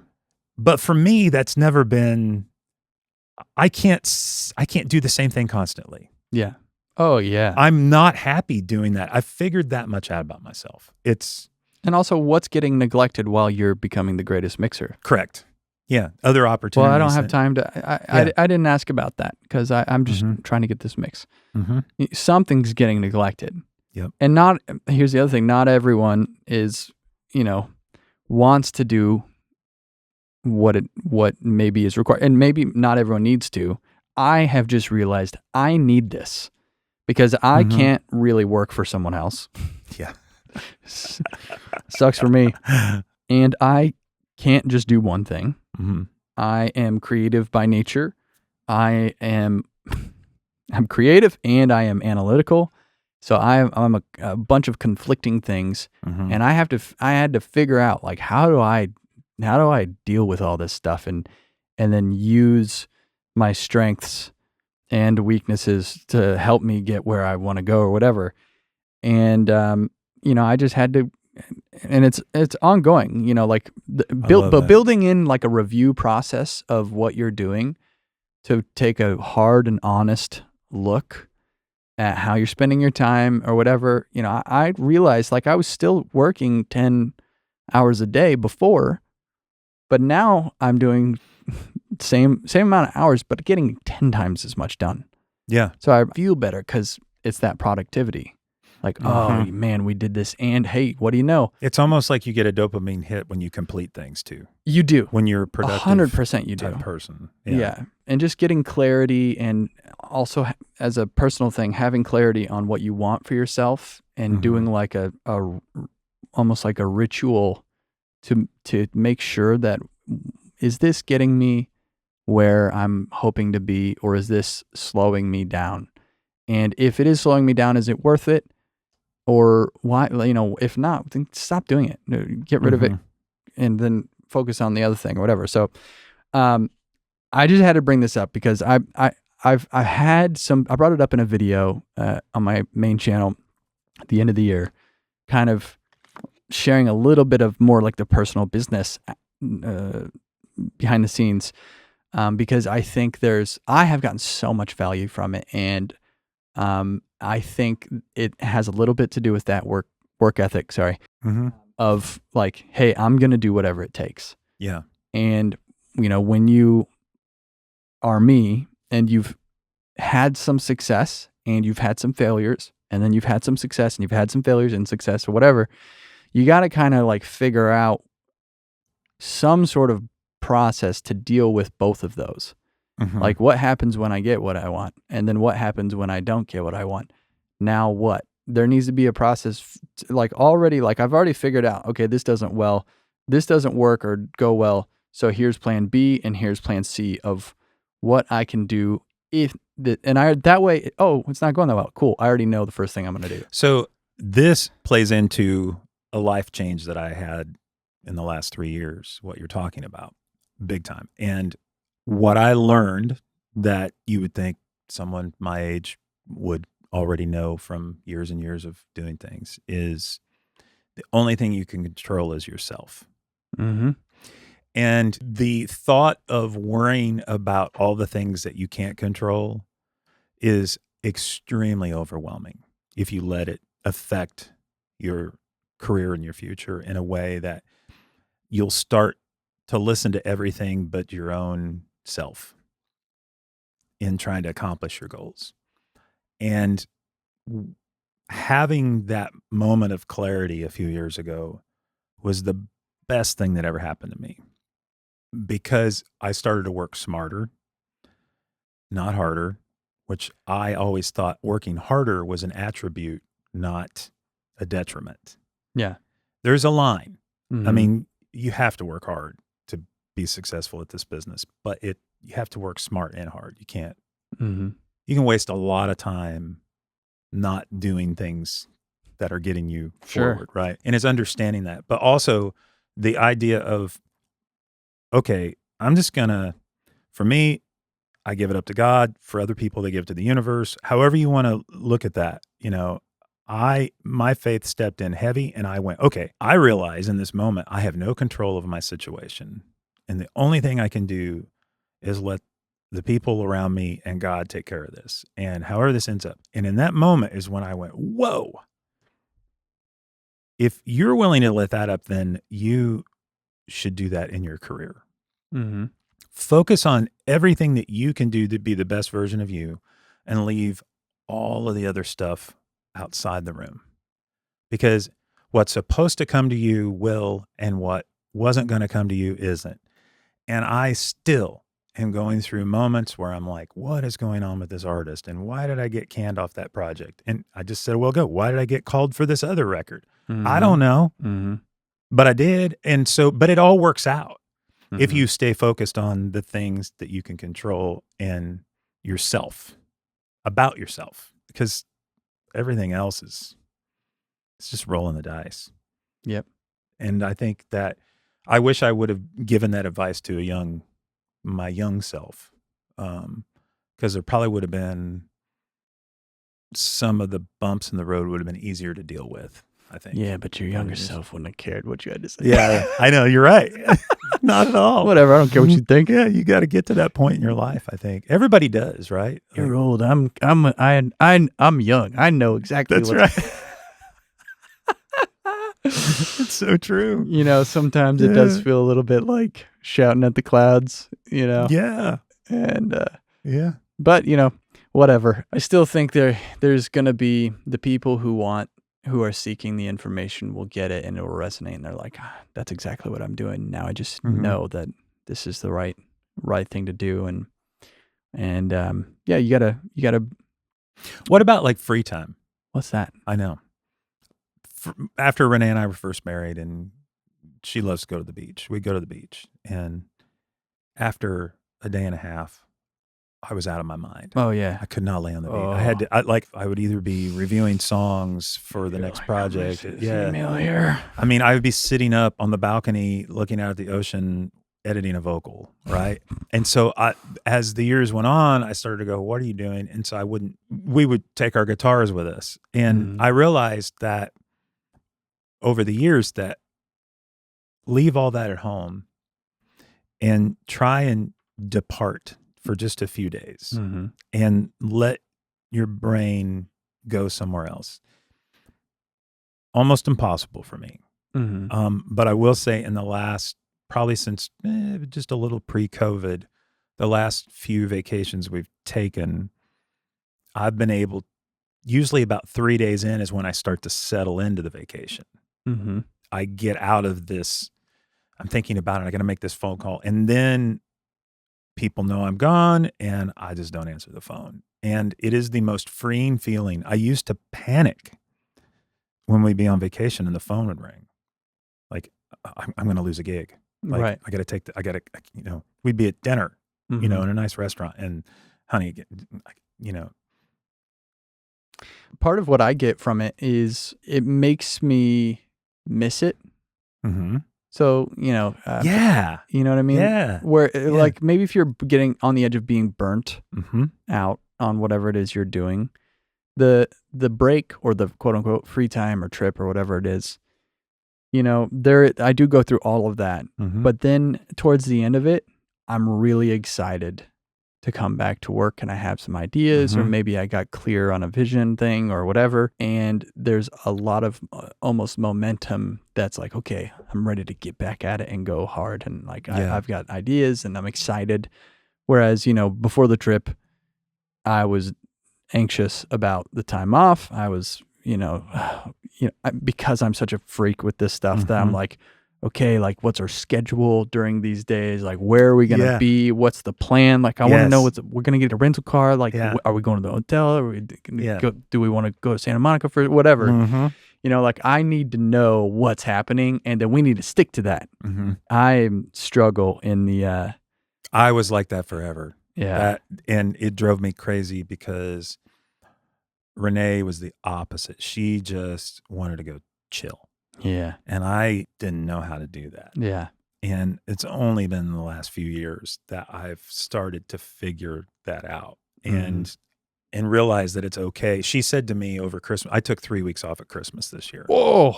Yeah. Holy crap. And we spent a week in Virginia at her folks. And then I had 2 weeks here in Nashville. And I didn't go in the studio one time. And I stayed out in the garage. And it's in your house. Yeah, I know. It's right there, right? Oh. And I was like, I need to just get a breath.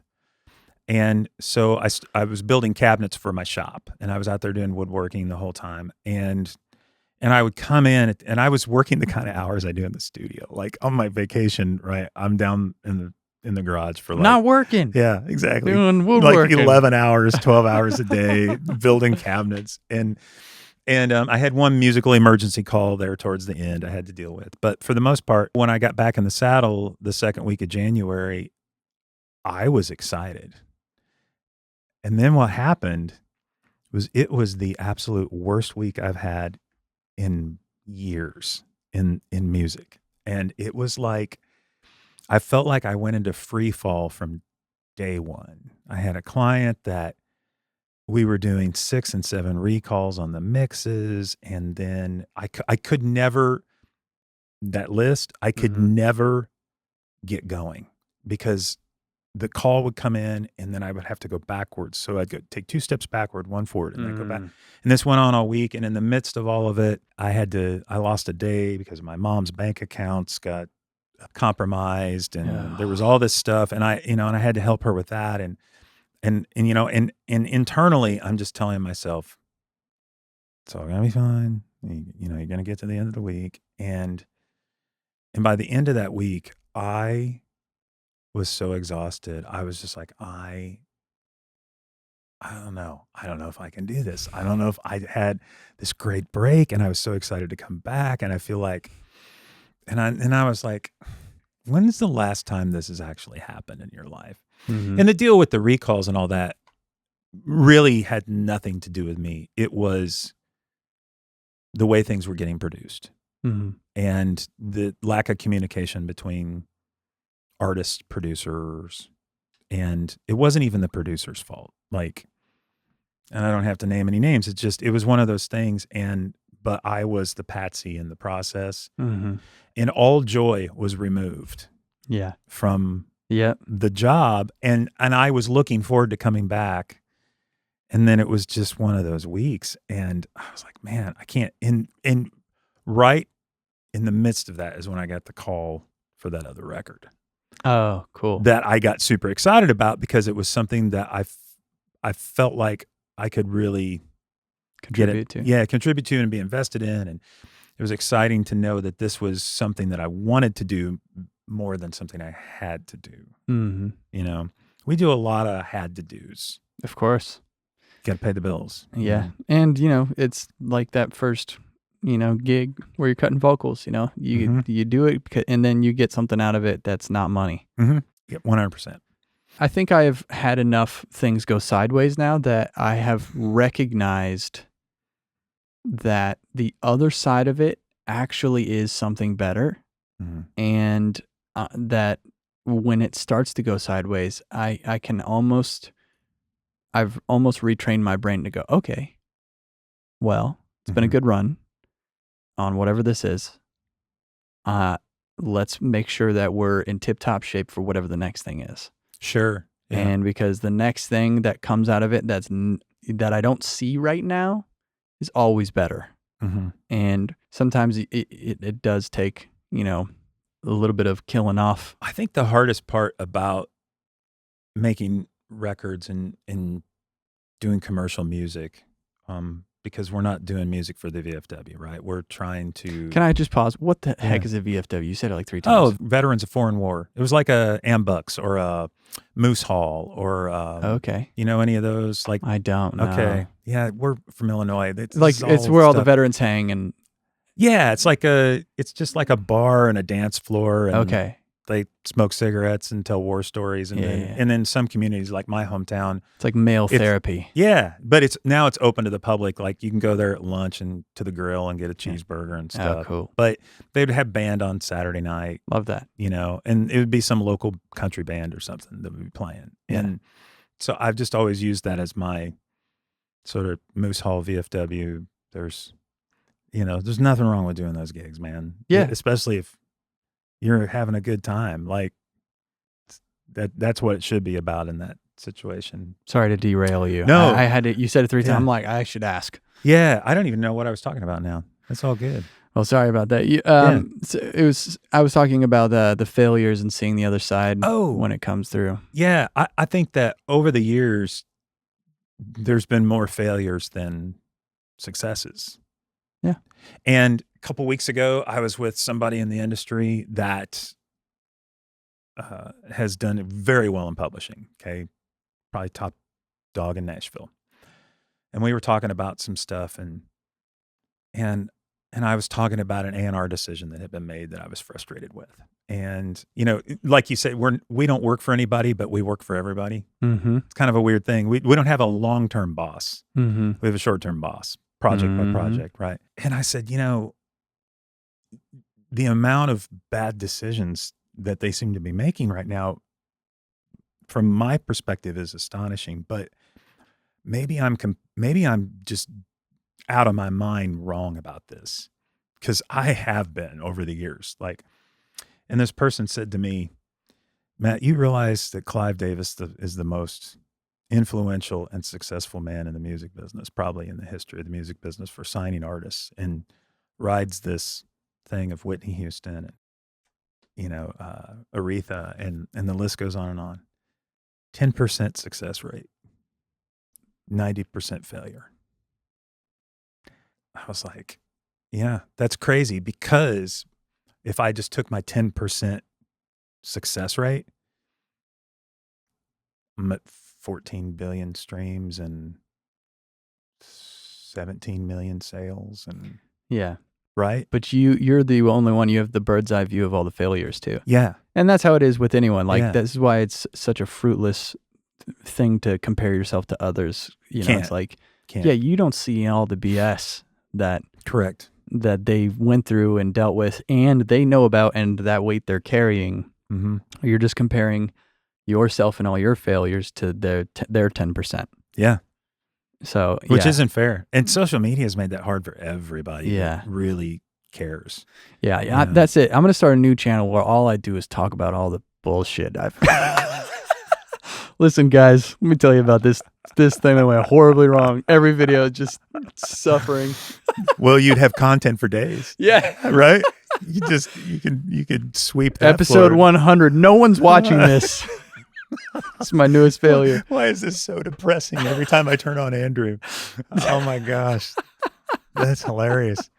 Well, it's funny too, because like, looking back on some terrible things that have happened over the years, some of them are quite humorous, even when you look at them 20, 25 years later.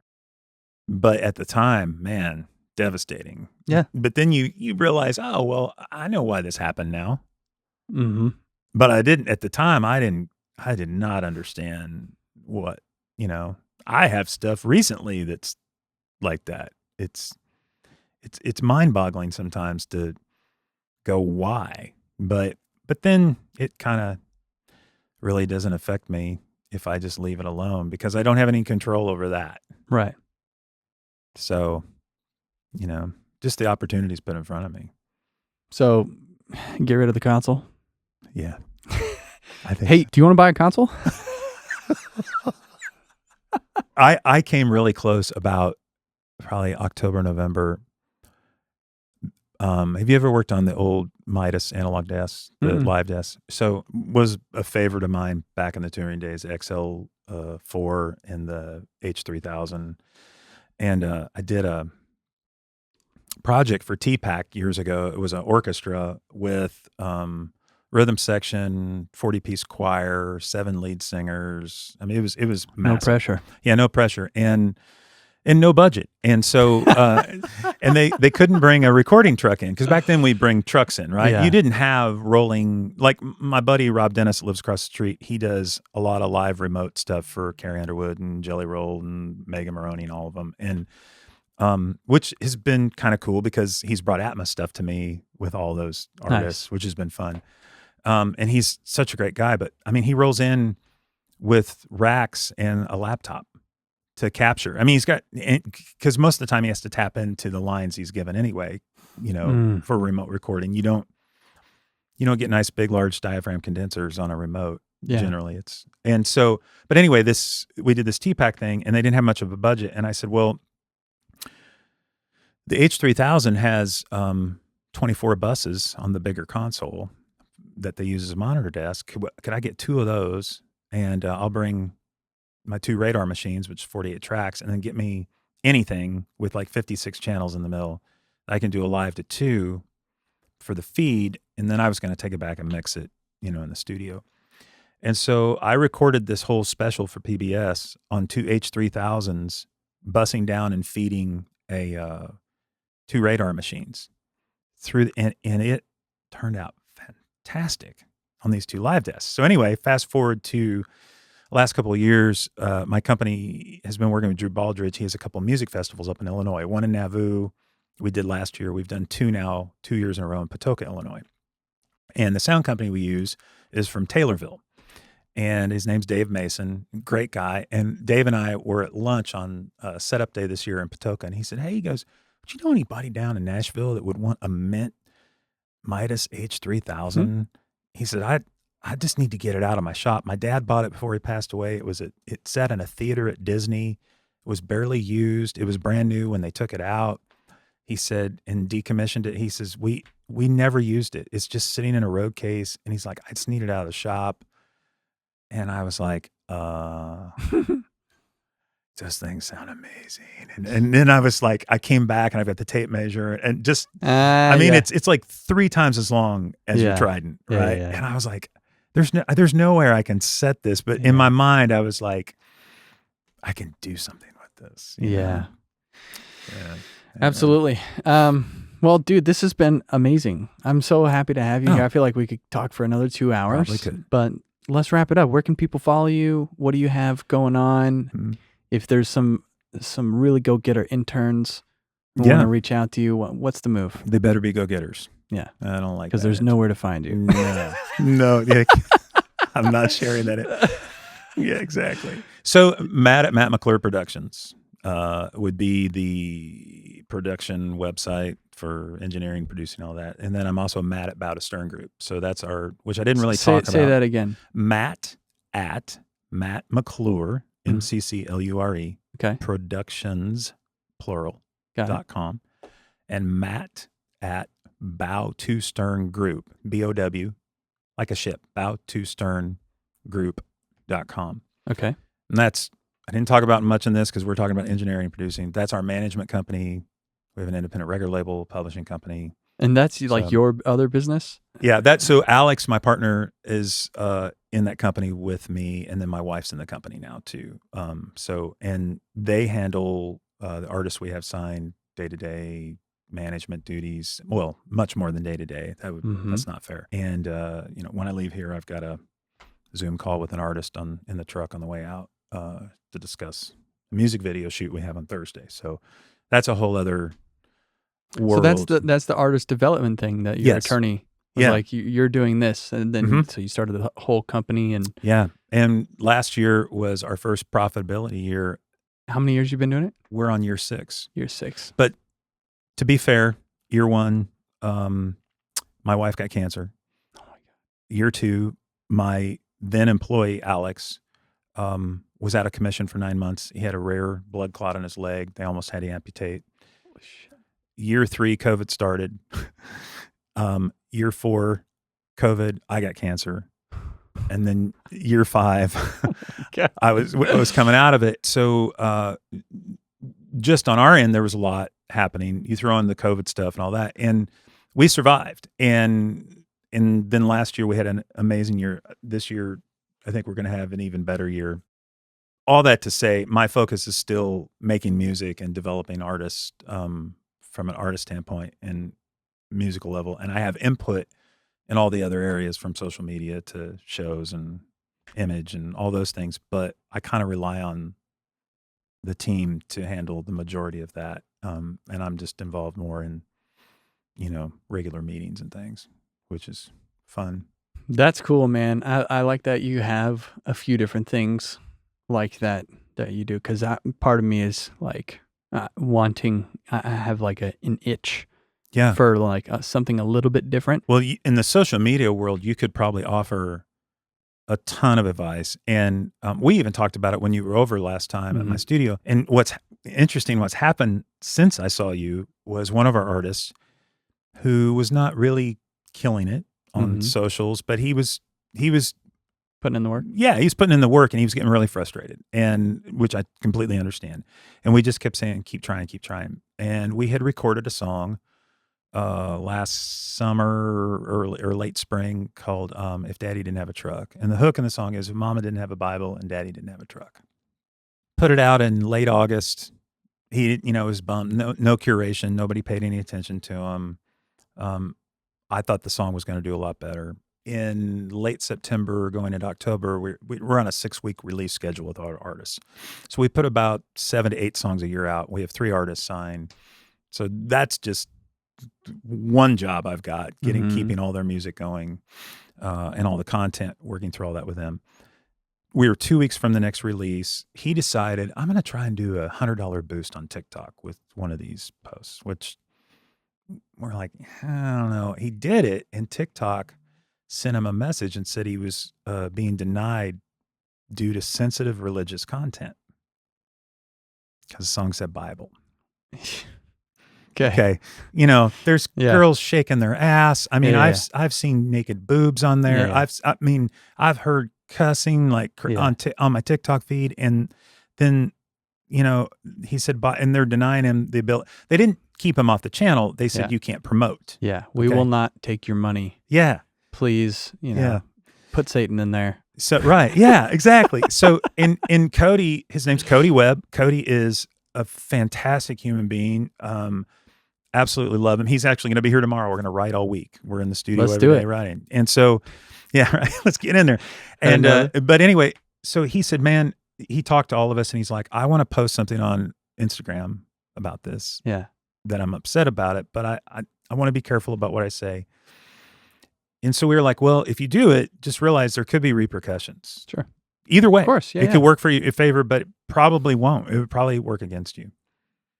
Dude, he put the first post up, and we had 9 million views in like 2 days. Oh my God. On that post? On that post. On Instagram? Yeah.